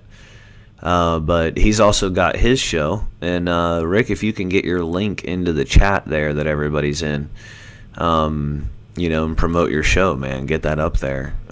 Just take off the HTTP colon, and just leave from the / on, and that's the way that he can put his link into into that little box down there. It won't post the whole link in there, but it'll post from the / on. Nice. There you go, Rick. And we'll definitely promote that. And I want to, on the air publicly, thank you again for your service, man. I think you are exactly the kind of people that we need in our freaking military, man. People with good heads on their shoulders, people that understand and are well-intended. And, I understand that, the wars aren't exactly what we want. Yeah, man. Yeah, I mean, it's just, I think that the spirit of America has tried to be killed and stifled, and it's just not going anywhere. We love you guys, and you're some of the most capable human beings on planet Dirt. And, when this goes tits up like everybody thinks it's going to, who do you think my little civilian ass is going to be relying on? You know what I mean? Word. Man. I know what's up. I look towards I look at my fellow brothers and sisters that are Americans out there that are, what people would like to call preppers. And I say that preppers are, nothing more than, a bunch of military-minded people, because these people understand being, prepared in the worst of situations, just like us veterans understand, because that's how we're trained to be, is how to react in the worst of situations. So I think when, everything bottoms up and, it's just over with, I think, the veterans and the preppers that are out there, some of them may be veterans, some of them may not be. Those are going to be the people that you're going to want to get around immediately, because those are going to be the people that are going to be interested in 2 things: survival and community. And if you have people that are interested in survival and community, they will congregate together in numbers and they will pool resources. And that's what's going to help as far as survival is concerned. So I look forward to, once that happens, getting to know, I'm absolutely not afraid of that time period. But I look forward to it, actually, getting to know, our neighbors. So often now our faces are in our cell phones so much, we walk by our neighbors, we don't even know their names. We've been living next to them for 5 and 10 years, and we don't know the name of the person that lives three houses down. And Yep. that's terrible. Yep. It's terrible. But once the grid goes out, once the dollar is no longer, that's when we're going to start to get to know our neighbors. That's when we're going to get back to our barter system. That's when we're going to start pulling our resources. We have the opportunity in the window to do it now so we can do it effectively. And that's what I recommend with the 1 million people with $1 a day for 365 days. I recommend doing it now, but either way, it's going to happen. Whether you want to do it or now and pull your resources together, or whether you want to wait until everything goes bottoms up, you're still going to have to walk out that door and rely on your neighbor because guess what? The government's not going to help you. Nobody else is going to help you. Your neighbors are going to be the only one there when you can't fill up your car with gas to go any further because the gas stations are closed. Yep. And let me elaborate on that a little bit. When the grocery stores have no food and the fit is getting ready to hit the shan and then the government shows up as the savior,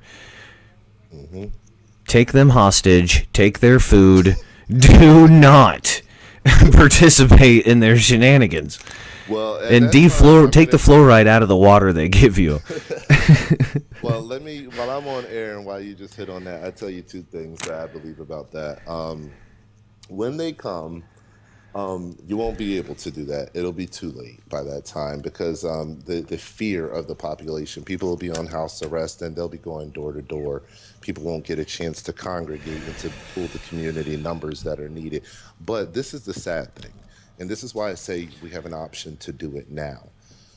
When they start coming door to door, and the reason why they've been passing so many laws for, at least the last 3 decades in the fashion that they have, especially within this last current decade that we're in, the reason why they've been passing laws the way they do, and you have to read these bills and these acts that are being passed, they own everything in a time of martial law. So in a time of martial law, they own the water, they own all the land, they own all the buildings, they own everything. They own all the food resources. If they find a can of tuna in your cabinet, when they come to your door, they can take it from you and use it for community rations.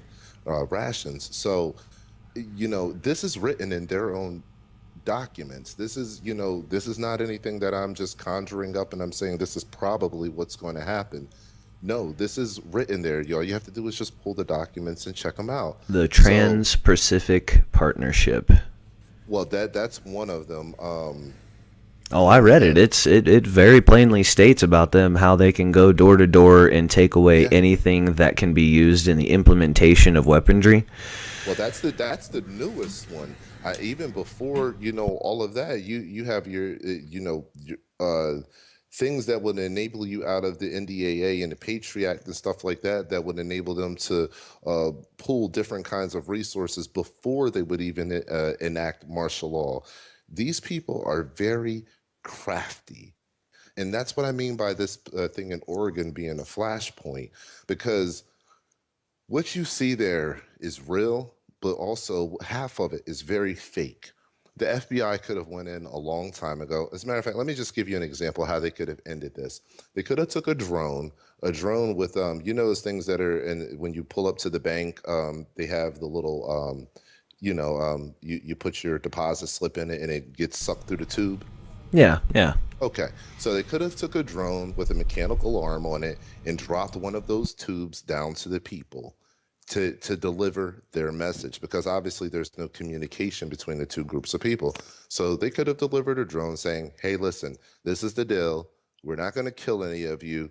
If anything, we're going to sit here for the next 90 days and wait for you to run out of all your resources and then come out and then we're going to arrest you. Or you can walk out peacefully now. We'll put media cameras here so that you can assure you won't be shot and and we'll resolve this right now." They could have done that a long time ago. Do you understand what I'm saying? And this would be over. Those people would have taken that option. I guarantee you they would have taken that option. They don't want to die. They don't want to die. They keep saying that, they will, this and that, because of the publicity of everything that's going on. But I'm going to tell you now, they don't want to die. It's not like a desire to die. So the FBI could have handled this a different way a long time ago by dropping a message to them. They could have dropped several messages. It could have been a campaign of messages to eventually extract them out, by mentally tricking them into coming out of their positions without, their guns, and then offering them security of the media live cameras rolling. So this could have been over. The reason why it's not over is because of the part that I was talking about that's fake. It's the psyop part. Right now, the military, it's like a Jade Helm exercise. The military is taking their they're taking all of their resources that they have now, and it would be like an echelon-based system from 25 years ago, where they're taking everything. They're checking out the post. They're seeing what time you post. They're seeing how fast you get on the issues. They're seeing who's doing what talk show. They're seeing what the players on the ground are. They're seeing how the interconnectivity flows because they're only preparing themselves for future battles. So they're allowing this to happen so that they can do a public psyop in front of our faces without really being caught doing so. They're playing with us. They're literally playing with us. And that's the terrible part of this whole thing. And that's why we have to wake up a lot quicker, because while they're playing with us, we need to start getting serious. Yeah, and for anybody that wants really good tips on prepping, on tinctures, on just, I mean, if you want to learn how to can, if you want to learn how to, put preserves in mason jars, in our chat, we are blessed to have Miss C Gypsy, and if she doesn't know it, she can get you right to the place that does. Yeah, and to the Ohio militiamen, don't forget the skinny hippie over here that knows how to grow plants, just in case. Yeah, all right. Yeah, word up. I don't want to be left behind, Yeah, we need good people like that, man, that understand the things that you're going to need and stuff like that. I'm going to put you on the spot a little bit, though. Okay. I'm going to ask you a question now, and for the viewers and listeners that are out there, I'll ask this question, and I'll give you about 20 seconds to answer it. And we'll see who gets this right. Okay. All right. Shit hits the fan. Everything's going downhill. Electricity is gone. Economic upheaval. Things are crazy. Maybe we're at the start of World War III. Who knows? But things are not looking good. What's the number one thing that you're going to need in that time? The number one thing. Water. Very good. How are you going to get it? If it's okay, is it raining? How would you get it on a daily basis? Well, as it sits right now, I would have to convert if I stayed in this structure, which I highly doubt. But wherever it is that I am, I'm going to do two things immediately. I'm going to set up a rain catch, and with a filter system that's very easy to make. You just need charcoal. You can mix charcoal and sand. That's pretty fucking basic. That's not hard. Absolutely. Now, let me take you a step further, and there's many great ideas that are just like that. Well, hold on. I have a second part. The second part is I'm sorry. It's not going to rain all the time. So I also am blessed in knowing how to witch out a well. So Good. Yeah, I can find water. I know what kind of wood to use. I know the shape of the stick that I need. I know how to do it, and I've done it before. And so witching out a well, it would be my second project for water. Okay, definitely. Miss C Gypsy definitely has a lot of good ideas with that. Even with the silver, I'm reading some of her comments now too. Go ahead, Miss C Gypsy. I see your stuff there. Yep. Also, one of the main things that I want to focus on is getting some messages there. Okay. One of the main things that I want to focus on is the water, because of one reason. I'm going to tell you the number one plan that the elite are going to use against us. And it's just that. It's your resources that you need right now. The things that you see going on up in Flint right now, it's another part of a psyop. Is it really happening? Yes, it's really happening. But the government is monitoring the outcomes of all of those situations, because it's going to be used as a form of control. They're seeing what people are complacent, what people are okay with it, how long will they be okay with it, will they uprise, what can we do, can we bring in more water, can we charge them more for the water now because of the scarcity. There's a lot of things that are being questioned and answered at the same time. So what we have to think is, well, what if that situation happens in mass around the country? What if during a time of upheaval, and just mass chaos, shit hits the fan scenario? What will I do? And while there's all these great ideas that are out there, what one thing has shined true. We've given so much money to these third world countries, whether it's a Middle Eastern place or Africa or any other kind of place, South American place, whatever. We've given a lot of money to these countries, but another thing that we've done is we've given them resources. And one of the resources that we've given to Africa and that we can learn from, that 99% of Americans know nothing about, is something called a lifesaver bottle. The lifesaver bottle is interesting because if you type in lifesaver bottle or nanotechnology water bottle and type in TED right after it, you'll see TED conferences on this lifesaver bottle, but yet it still hasn't come to mass production through the U.S. economy. But the lifesaver bottle was developed for these third world nations, and what it does is it allows them to take mud, literally muddy water. You can throw some car oil in there. You can throw some bear piss in there. It doesn't matter what you want to throw in it, and it will take it. You put it in the bottle. You pump it a few times, and literally within a few seconds, you have clear, clean, distilled drinking water through a nano filter. Wow. So now that technology is being given to third world countries, and we're talking about spanning for the course of maybe about a decade now that's been going on, where they're getting lifesaver bottles for the fact that they don't have clear water or great drinking water in certain areas, okay? Why aren't we getting those same things? Why hasn't Flint been given a whole shipment of lifesaver bottles with this life-saving nanotechnology in it that you can go on Amazon.com and buy one right now? It's not really a secret, but it's not publicized. It's not marketed. Let me ask you this. I want to steal James Casal's answer that he put in the messages and see if you agree with it. Agenda 21. To see if I agree with it? Yeah, do you agree that that would be part of Agenda 21?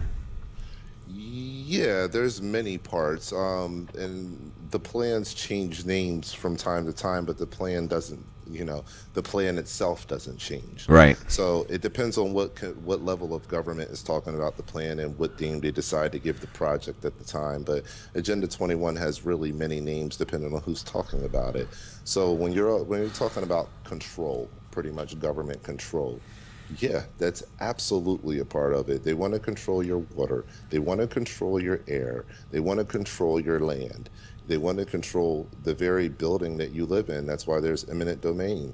So, all of this control is just so that you can be stuck in this matrix-like environment that they control. Government is trying to change their little G into a big G. That's serious, dude. Government is trying to turn into God. That's what they're trying to do. Statism is the new religion. So if you're not down with the state and you're not down with what they're doing, well, you're not cool. And that can be proven by the integration of our, integration of our politicians with our Hollywood community. This is nothing more than indoctrination. And you have to be indoctrinated into their cause, into their belief, into their way of thinking to be a part of the yin society. That's the 30% of people that are happy and okay with everything. So it's a very real thing, man. It's a very real thing. Government is trying to become God, dude, and they're doing a very good job at it. They have all the scientists. They have all the technocrats. That's why this RFID technology is taking over. This is all about control. You want the resources, but then more than the resources, they want your soul. They want your mind. That's why they're making these chips. That's why they're following everything that you do. That's why they want to control your reactions. They don't even want you to own your own reaction. Scary. I mean, and you understand it, and you understand it on a really deep level. And thank God that you're not alone, that there are many people out there that are really, really understanding. First it starts at, things around me don't make sense. Then it turns into, well, why in the hell don't they make sense? Then it gets into all this research. You go down all these different rabbit holes, and I think everybody at some point comes to the same conclusion that this is madness, and if the common people had control, we could do better.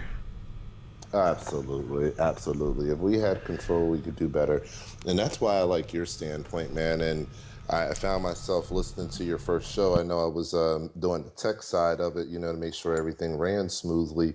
But, I found myself actually listening into your first show is because I quickly realized that you understood, you know, the feelings that I have, and that your words resonated with me because you're a part of that small population of people that are, pissed off and they get it. So you want to do something about it, and your way of starting to do something about it is locally in your own community, which is one of the hugest things I support through donations and efforts. Um, and also through your radio show, just using your voice to bring awareness. And that's all we really need. People have a bad rap and they say, oh, well, you're an armchair activist. Well, guess what? It starts with the armchair activist. It starts with somebody piping up, using their voice to say something that's bold and not really, we don't have to cuss out the world. We can, there's days where I love to cuss. I'll just be honest with you. I say a lot of things that I normally wouldn't say on air. I curse every day of the week. But at the end of the day, there's a time and there's a place. So when we're out here and we're making these proclamations and we're talking about these serious issues, we have to direct people in a way that we have to be bold about it, but we have to be very clear and concise because the time calls for it now.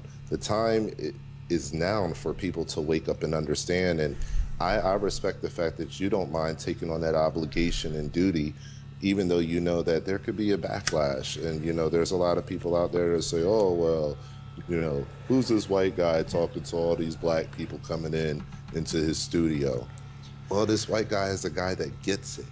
He's a guy that's evolved. He's a guy that understands. And that's what, I want people to see. And I'm also working on some of my people seeing that too. And a lot of them do, is we have to get by just us, just our type, just our kind. And we have to bring everybody in because it's really all of us together collectively. That's the way any real change is going to happen. Yeah, it's a coming together, recognizing the way that souls recognize each other, not the eyes in the cavity of the head. It's understanding that you are my brother, and that is on a level of species just as much as it is our consciousness. We understand the same way, therefore we feel the same ways. And we never had to go through any preliminary anything to have that understanding. I got into activism with angst, and mostly what I have found is friendship and love. More recently, and that's without, I'm not overstating or understating, it just is what it is. I have found some of the most loving, passionate people that I can now call my friends and my family, and on top of that, we have an interesting time to talk to one. This is an interesting time to talk to one another as countrymen and women. I have found that just simply by telling the truth, we are healing one another. When I can recognize myself in you, that heals me. Does that make sense? Oh, absolutely. It definitely makes sense. It's called identity.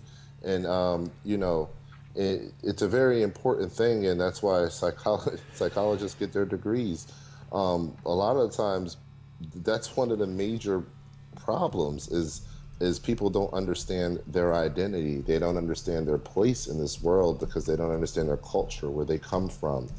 And that's all due to this system of blinding ignorance that is just acceptable. And you can have somebody that lives for 80, 90 years and know nothing about themselves.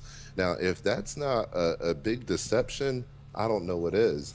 Because before the internet was around, you couldn't have a household in America that sat down to eat together every night that didn't know about their great aunts and their great uncles, their grandfathers, their grandmothers that came before them. You couldn't sit down to dinner and not share those stories. Now, You ask one of these young kids if they know anything about a great aunt or a great uncle, they'll tell you they don't even know what that is. Yeah. Yeah, think about how dangerous that is. Think about how much we lose generationally because if you don't know them and you don't know those stories, then the oral tradition is the very first and still used today form of carrying down tradition and culture and values and principles and character and respect. It encompasses everything for us to be able to sit down and say, for me to sit down with my daughter and say, you know what, baby, we were related to a guy that did some pretty great things, and for me to tell her that that's in her bloodline, and for her to be able to feel that kind of closeness. When you take that away, when that's no longer part of the equation, what is it that you're attached to now? Where does that go? The state. And it goes directly towards the state, and it goes towards the ultimate goal and plan of why you get a birth certificate, and they're held as collateral in the first place because they don't want your allegiance to be with your family. They don't want your allegiance to even be with yourself. They want your allegiance to be with government. The government essentially wants to turn you into their own drone. And it's not just the government, it's really the elite people that are above them controlling them. We're heading into this eerie, creepy sci-fi, oligarch, technocratic world where we lose all of our rights. And if you want to be a part of the good life of the United States, well, that means you're going to adhere to all of the technological overreaches that happen that breach all of your rights, and you're going to have to not have a voice or not have opinions that are opposing to the status quo. And if you do, you could be executed or cut off from the benefits of living a good life. We are quickly headed there right now. I try to tell people this. If you want to know where we're going, there's two movies that'll help you figure it out real quick. And when you combine those two movies together, you tell me if you want that future. Hunger Games and Repo Men. Put those two things together and tell me if you want that future. Good Lord. Yeah. Well, I went somewhere else with it. Hey, wherever you went with it was probably right. Right. No, I went to They Live. Have you ever seen that? It's an older 80s movie with Roddy Piper. No, I haven't. But Oh. That's funny because everybody used to call me Roddy. So they used to always refer to Roddy Piper when I was a kid. That's hilarious. Yeah, dude, listen. This is like mandatory viewing for anybody that is an activist, because it's one of those feel-good films that scares you to death at the same time. What's it called? They Live? They Live, yeah, and you're not gonna like it, and you'll never forget it, and you'll kind of love it. It's one of those. I don't want to ruin it for you, because I could. It's all good. It's all good. But, that's how I view the world, man. It's crazy, but I see us really headed down that path. And, if we get to a Hunger Games / Repo Men kind of living, we really don't have anybody else to blame but ourselves, because this is really all a game of chess, and we're just a few paces behind right now. We could really pick up the pace a little bit, make some smart moves, and make our own checkmate. But right now we're not even in a stalemate position or anything close to a stalemate position. We're getting our asses handed to us. So I agree. We have to do better. Yeah, I think we've been on the losing end, but I also feel like that's okay. It's acceptable because we are also in the processes of waking from our slumber. That's right. Even through the numbing down from pills and dumbing down from a non-existent education system, because our spirits are fucking strong. We are still rising. We are still awakening. We are still coming together. And this is like what I believe Winston Churchill said in his first speech in front of the United States Congress. We still, we're supposed to be very edgy about England at the time, and he described the power of the American people as that like of a steam engine, incalculable and unending. And I feel like that really is us, man. I really do. I swear to God, I know why we've been divided. I know why we've been divided from each other. I understand now. I get it now more today than I ever have. And it's in the tone inflections. It's in the eyes when, they get to see, quite frankly, when they get to see a white person tell them, all those white people that are leaders, not just in this country, but around the world, and they're like, yeah, and you know how they're all kind of running the same evil ass agenda? Yeah. Well, us white people, we also would like to see them behind bars, These are the same people that fucking hate all of us, dude. So we're done with the whole thing. And now finally we're getting this chance to heal one another in a very real and very tangible way that is going to equate into dangerousness for the established ruling elite.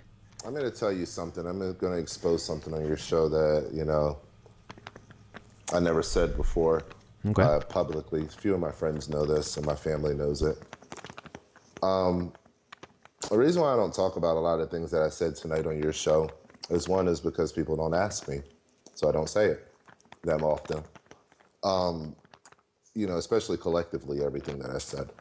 But two is for another weird reason. Okay? When I was about 15, 16, I was approached by a preacher, and this was about the second or third time this happened to me. But I went to this big church with my mom. We were trying to find a new home church.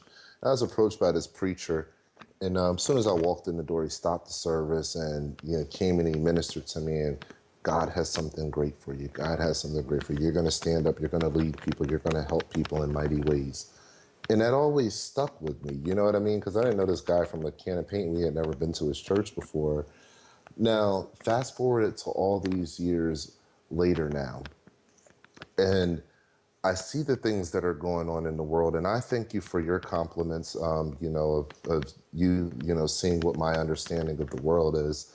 But I can honestly say that it's not all of my own doing. I've just somehow in my life and somewhere in my world from those younger years of my life, I don't know what happened to me, but something happened and changed in me where I always knew that I would do this. I always knew that I would have this position and platform. And I think that goes back to the psychological thing that we spoke about earlier, where I feel like this is just another revolution in the cycle. And I've been here before and I'm back at the beginning again and I'm comfortable and it's okay. You know what I mean? And, I look back at that time and I say to myself, wow, God is good because I've been through a lot, man. When I tell you I've been through a lot, I've been to the top levels of government and worked with some of the top government, 4-star generals and been in secret meetings and developed secret programs. And then I've also been a drug addict and I've been on the streets dealing with addiction and homeless and that kind of lifestyle. So I look at the vast levels that God has taken me through and the different groups of people and the networking. I know people that people would say are from the gutter. And I know people that, like one of my best friends growing up that works at a very high, very secretive level, part of government. That's the span of people that I know over my life. But I couldn't have known all of these things if I didn't go through the experiences of life, and if I was fearful of the experiences of life. One thing that I can say I honestly never was is fearful of life. And I look at that as a blessing because we can't be fearful of life anymore. We can't be fearful to fail anymore. In many ways, I've been ignorant through a lot of the things that I've done because I just believe that I can do anything. And and I still do believe that. But I have also learned I can't do everything. So I've tried to do anything. I've tried to do a lot of things that are out there. I've tried a lot of things. And that's living life. And I think that we have to teach that to people again. I think that we have to let people know, like that one experience affected my life and affected my outcome. I think we have to let our young people know that they have purpose. And that their purpose is not just because they can, listen to their inner selves and become whatever they want. No, they have godly purpose. They have direction. And there's nothing wrong with saying that they have that kind of hierarchy of power in their life of purpose. We've lost our purpose and it's been stolen by those who want to make their little g a big G. So it's our duty to kind of stand up in this time and not get religious about it. But if you ever listen to, I believe his name is Phil Robertson, from the Duck Dynasty people, he was at a CPAC conference last year, and he sat there and he read the Constitution, and then he read some of the letters from our forefathers. And if you listen to these letters, these are some of the most religious men, and I had never known that they were so religious. I mean, they are super religious. And I'll share that link with you after the show, so you can get this link too. You will absolutely, you'll love this. But we have to get back to a point where we can ingrain in the new culture a spiritual awakening. They're dead, dude. They're dead. They're completely dead spiritually. And without that moral compass, that is the moral compass that guides this nation, is the spiritual compass. That's what provides the morality, the godly morality that's talked about in our Constitution. And the only way we can do it is to awaken that. So it's very interesting to see the elite try to take away God from our culture so that they can destroy the Constitution, and then the struggle on the other side between the 60% of people that are fighting with each other, 60 to 70% of people fighting with each other is, they want to fight over whether you want to be Muslim, whether you want to be Christian, or whether this country is a Christian nation at all. So the fact of the matter is, yes, it is a Christian nation. Yes, it is a nation based on godly morals and principles. And as soon as you take those away, you no longer have a constitution. We have, in this country especially, because in other countries you have like a state-run religion, you have, the socialist countries that are like, you can have the choice of these three religions, That's pretty much the deal. And they're all kind of one in the same, six in one hand, half a dozen in the other. And here, I would just, I would just like to see people start to get interested in their own species, just the basic survival of our own species, that would be fantastic. Yeah, good start. I get it, we're an incredibly destructive species. We love making weapons to see how many people we can blow up all at once. But look what you do, though, bro. That's what I was saying. It's so important with what you do, and that's why I respect it so much, man, is because you and your lady are about this community stuff, man. And when you get down with understanding how that works in the community, listen, man, there are wealthy men out there with tons of money with no friends, no real friends, okay? Right. And then there are poor men that have tons of community love, friends, and support anybody that'll help them any day of the week with anything. A lot of us have to get back to being okay with being that second person, where our wealth is built in the community of efforts of people around us, of what we can do for our neighbor, because it all comes full circle, and it comes back to your household, because your neighbor will see you in need one day. So, what you guys are doing, to me, is the epicenter of what needs to happen across this country. Is people need to start focusing on community again, not self. We've all been focusing on self so long, and that's how we got here. We need to focus on community again. The moment we focus on community without government intervention, we will become a very, very powerful people. Let's bring in the Indian business store owners. Let's bring in the Chinese store restaurant owners. Let's bring in the construction business the Italian construction business downtown. Let's bring in the Black-owned pool hall. You bring all of these places and these businesses and these different disciplines and structures together, you start to build and mold your community the way that you want to mold it, based off of your own dollar and principles. Without permission, you do it yourselves.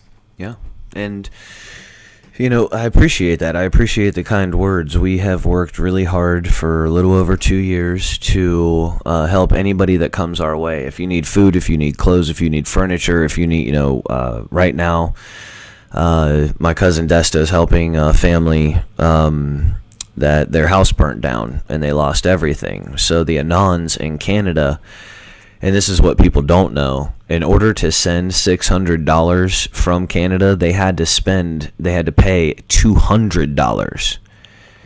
And they did that just to help, and we got them food, mostly Desta. She got them food. She got them in the travel lodge for a week, and Nice. it's anybody who comes our way. And it wouldn't matter if you were Chinese, you're like, hey, we need help. Well, then you fucking need help, dude. And we're gonna help. So we've decided to, everyone focuses on DC, and I think that's prudent and proper. I think it has its place as well. If you want, and this is the general theology that the Ohio activists have come up with, from Akron, Ohio, and the Akron Anons, to the Northeast Ohio Collective, to Anonymous Columbus, to the Awakened Cincinnatians, to everybody. We've all decided that if we want our state to be better, there is no one else coming to do it for us. It's going to have to be us. And these are our communities. It's on us to pick them up. So what do you do? How do you do that? Well, you contact the gangsters, you contact the churches, you contact the militia, and you get everyone together, the people who do prison reform activism, marijuana legalization activism, because we are all sharing the same space. It doesn't matter what your forte is. And that's never going to be that's never going to take precedence over the collective goal that all of us share, whether we're active in it or not. And so Ohio is in the process of, in the activist sense, we want to just get our state on lockdown, shut down the borders, and take care of ourselves financially. Each state is supposed to be its own republic, sovereign. And that's what we want to do. We want to build an activist mold that other states can emulate in their state and use what'll work for them. And because if you say, we had 100,000 people that marched on D.C. successfully. They took over the White House, they caught a bunch of politicians on Capitol Hill. Some of them escaped in the tunnels or whatnot, and that's what happened. You still are not going to have control. You're not going to have control of the nation. Good night, baby. I love you. Love you too. My daughter's going to sleep. Good night. You still don't have control over your nation, because at that point you're looking at 50 other states and territories, all of which have capitals, that still have legislative bodies, judicial bodies, executors, and you're still dealing with the exact same problem. You're still dealing with the exact same special interest, so to speak. Your March on Washington will have achieved something, but I'm not exactly sure what. And quite frankly, and I know Americans may not like hearing this, we don't need any fucking building. We need freedom. Word. You know what I'm saying? 10 square miles that I don't give a fuck about. And most people shouldn't, because those 10 square miles, they're going to have to slow if you get your republic back. If you have constitutional sheriffs and you have the something marshal, pro something marshal, if you have these people adhering to the organic constitution, making sure that the retention of our freedoms is the paramount focus, then federal government can never step in. Well, I believe, that's absolutely correct. And I also believe that, on a smaller level, and maybe this is something that you can look into for your community there. If you look back in the day towards like the 40s. Nope. You still there? A little bit. You went out there for a second. Excuse me. Hello? You went out there for a second. I'm sorry. That might have been my computer. If you look back towards the 40s, 50s, and 60s, maybe even the 70s a little bit, and this is something that I was saying that you might want to look into. There was something, a very important asset in the community, a position that was very important when it came to lobbying to the public officials. And that position was called alderman. And if in every community you had an alderman, and that alderman would be somebody that's just a part of the community that would sit on, with the representation, the elected representation for the community, to be the voice of the community. So it was kind of like a buffer between the community and the government.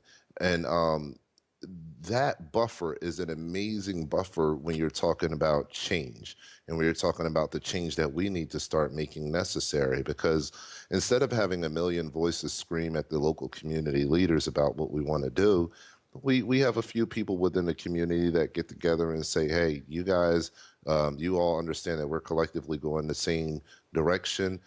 This person is the alderman of this community, this one is the alderman of that community, and you guys can deal with the elected officials, and we can do all the work on the ground. We need those positions and those leaders to start popping back up in the communities across the United States, so that they can start petitioning on our behalf while we get work done in the background. They can be also our shield. We do, but we need those positions to actually matter and mean something and carry weight. And the positions, if you were to create something like that in this political climate, in this economic climate, it'll be bought and sold before the night's end. Yeah, And that's why it has to be somebody from us that understands our direction, where we're going, and what we're doing. And meaning that, okay, let's take the idea of $365 million. That $365 million, let's just say within your community in Ohio there, we select an alderman.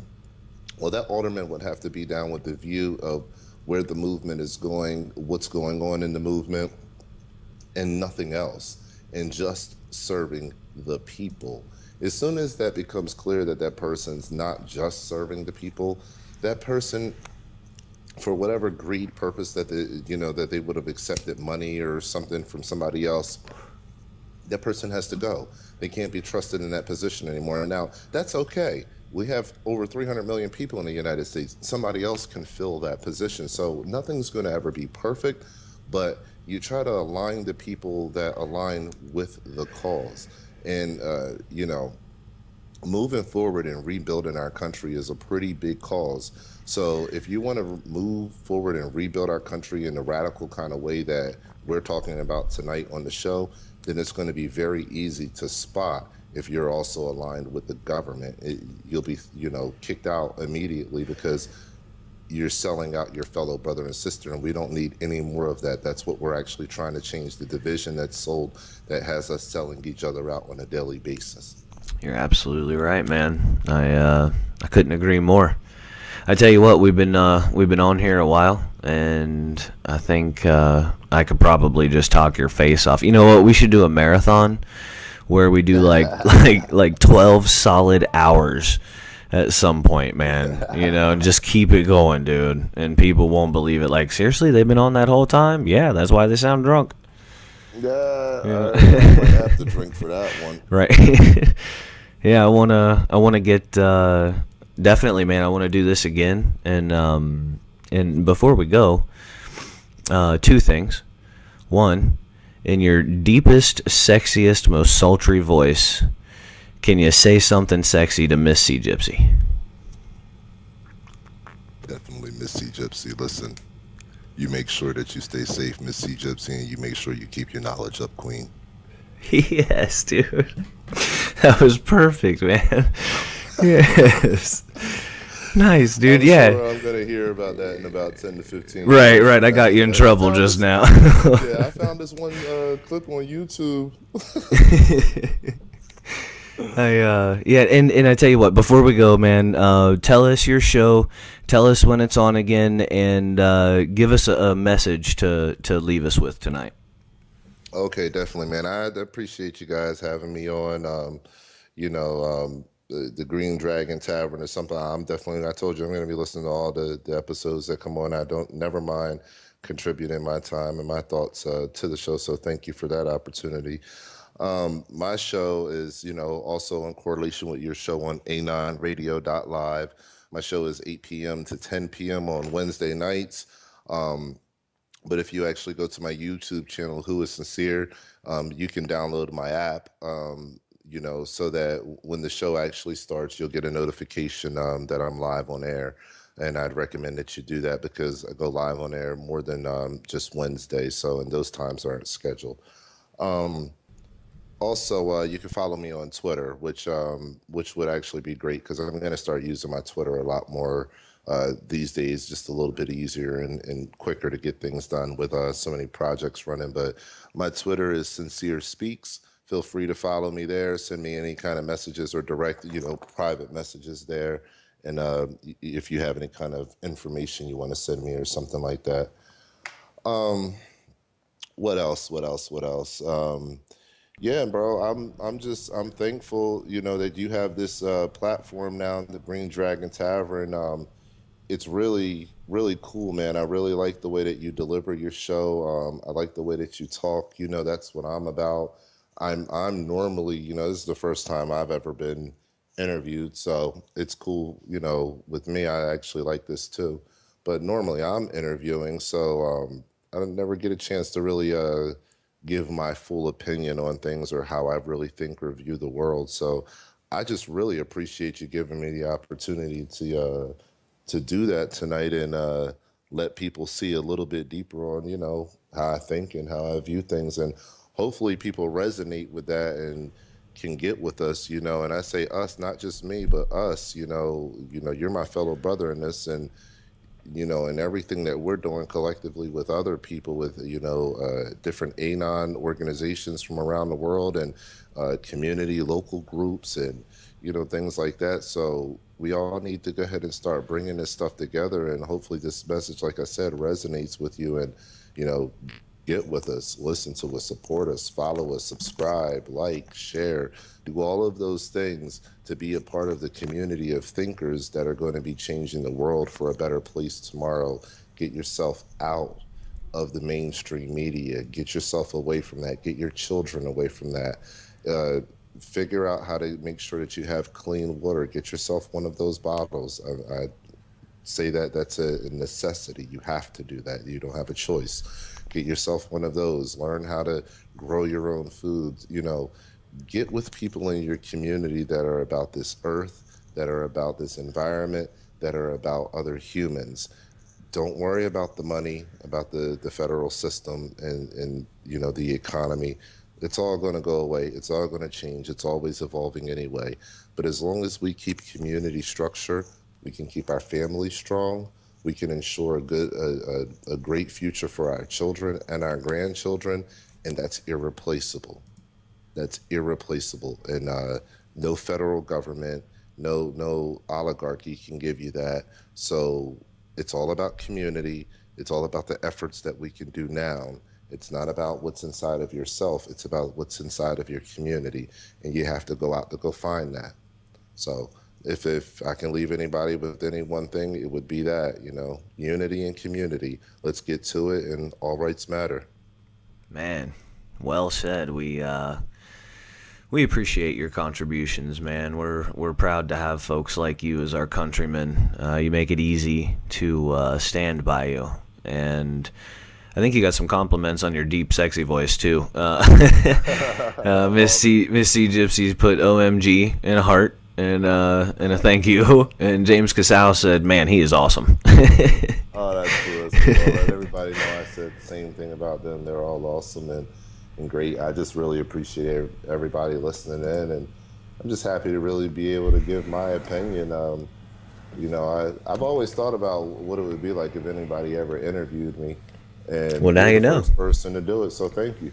Man, I appreciate the opportunity. I appreciate you being so forthcoming and honest, and I know some of the questions aren't so easy, so and that's what we need, is for people to have a real conversation and express some vulnerability and whatever their honest truth is. And you exemplify what it is to be a veteran of our military very well, and you also are a great ambassador and example of what it is to be an American that's fighting like hell for freedom. So I think anyone would be happy to stand by you, honestly, sincere.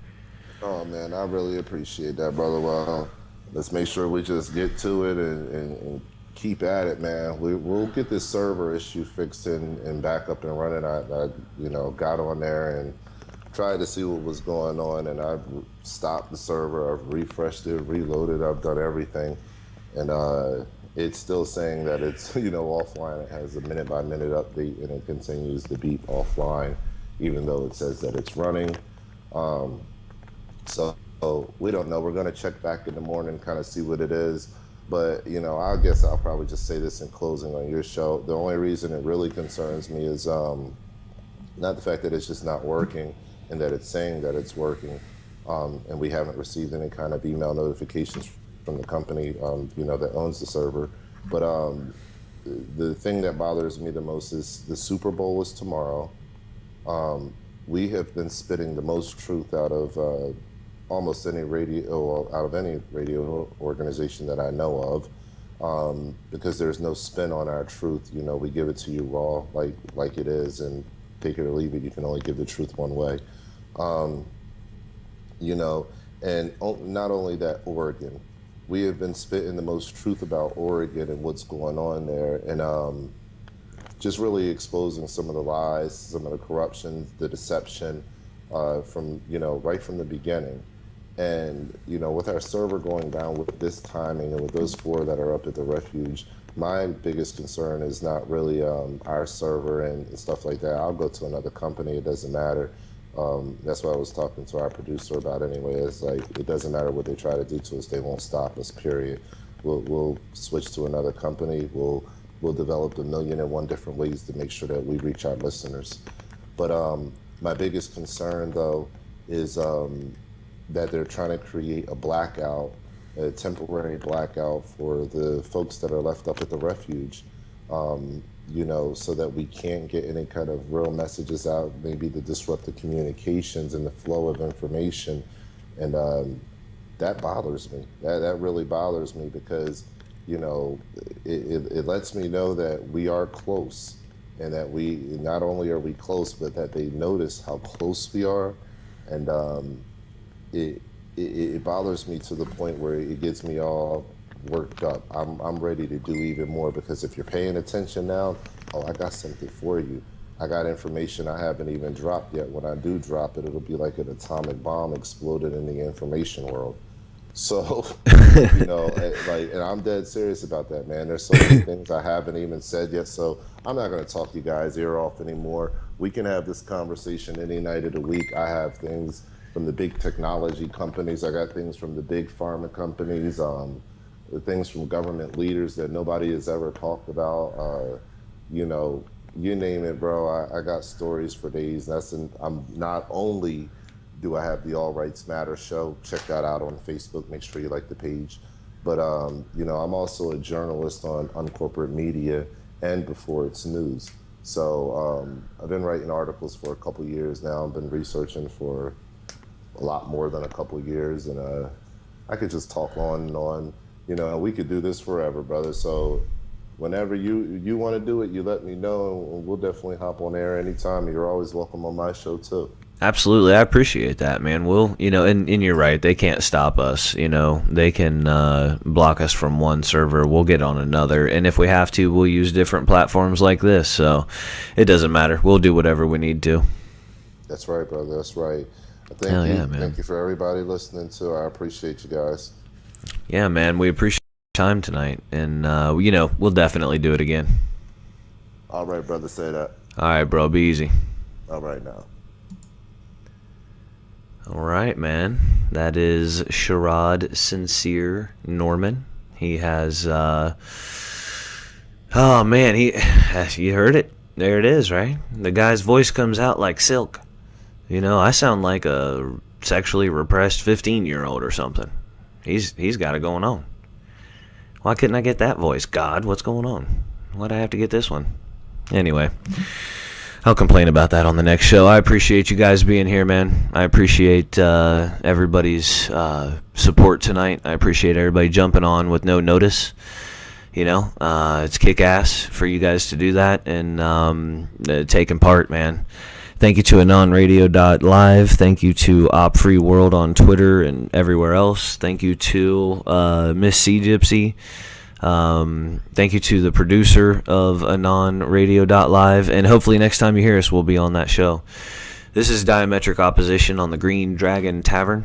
And I really appreciate everyone being here. Go love something. Go love somebody. Go love yourself. Go get your love on. All right. I'll talk to you guys next time.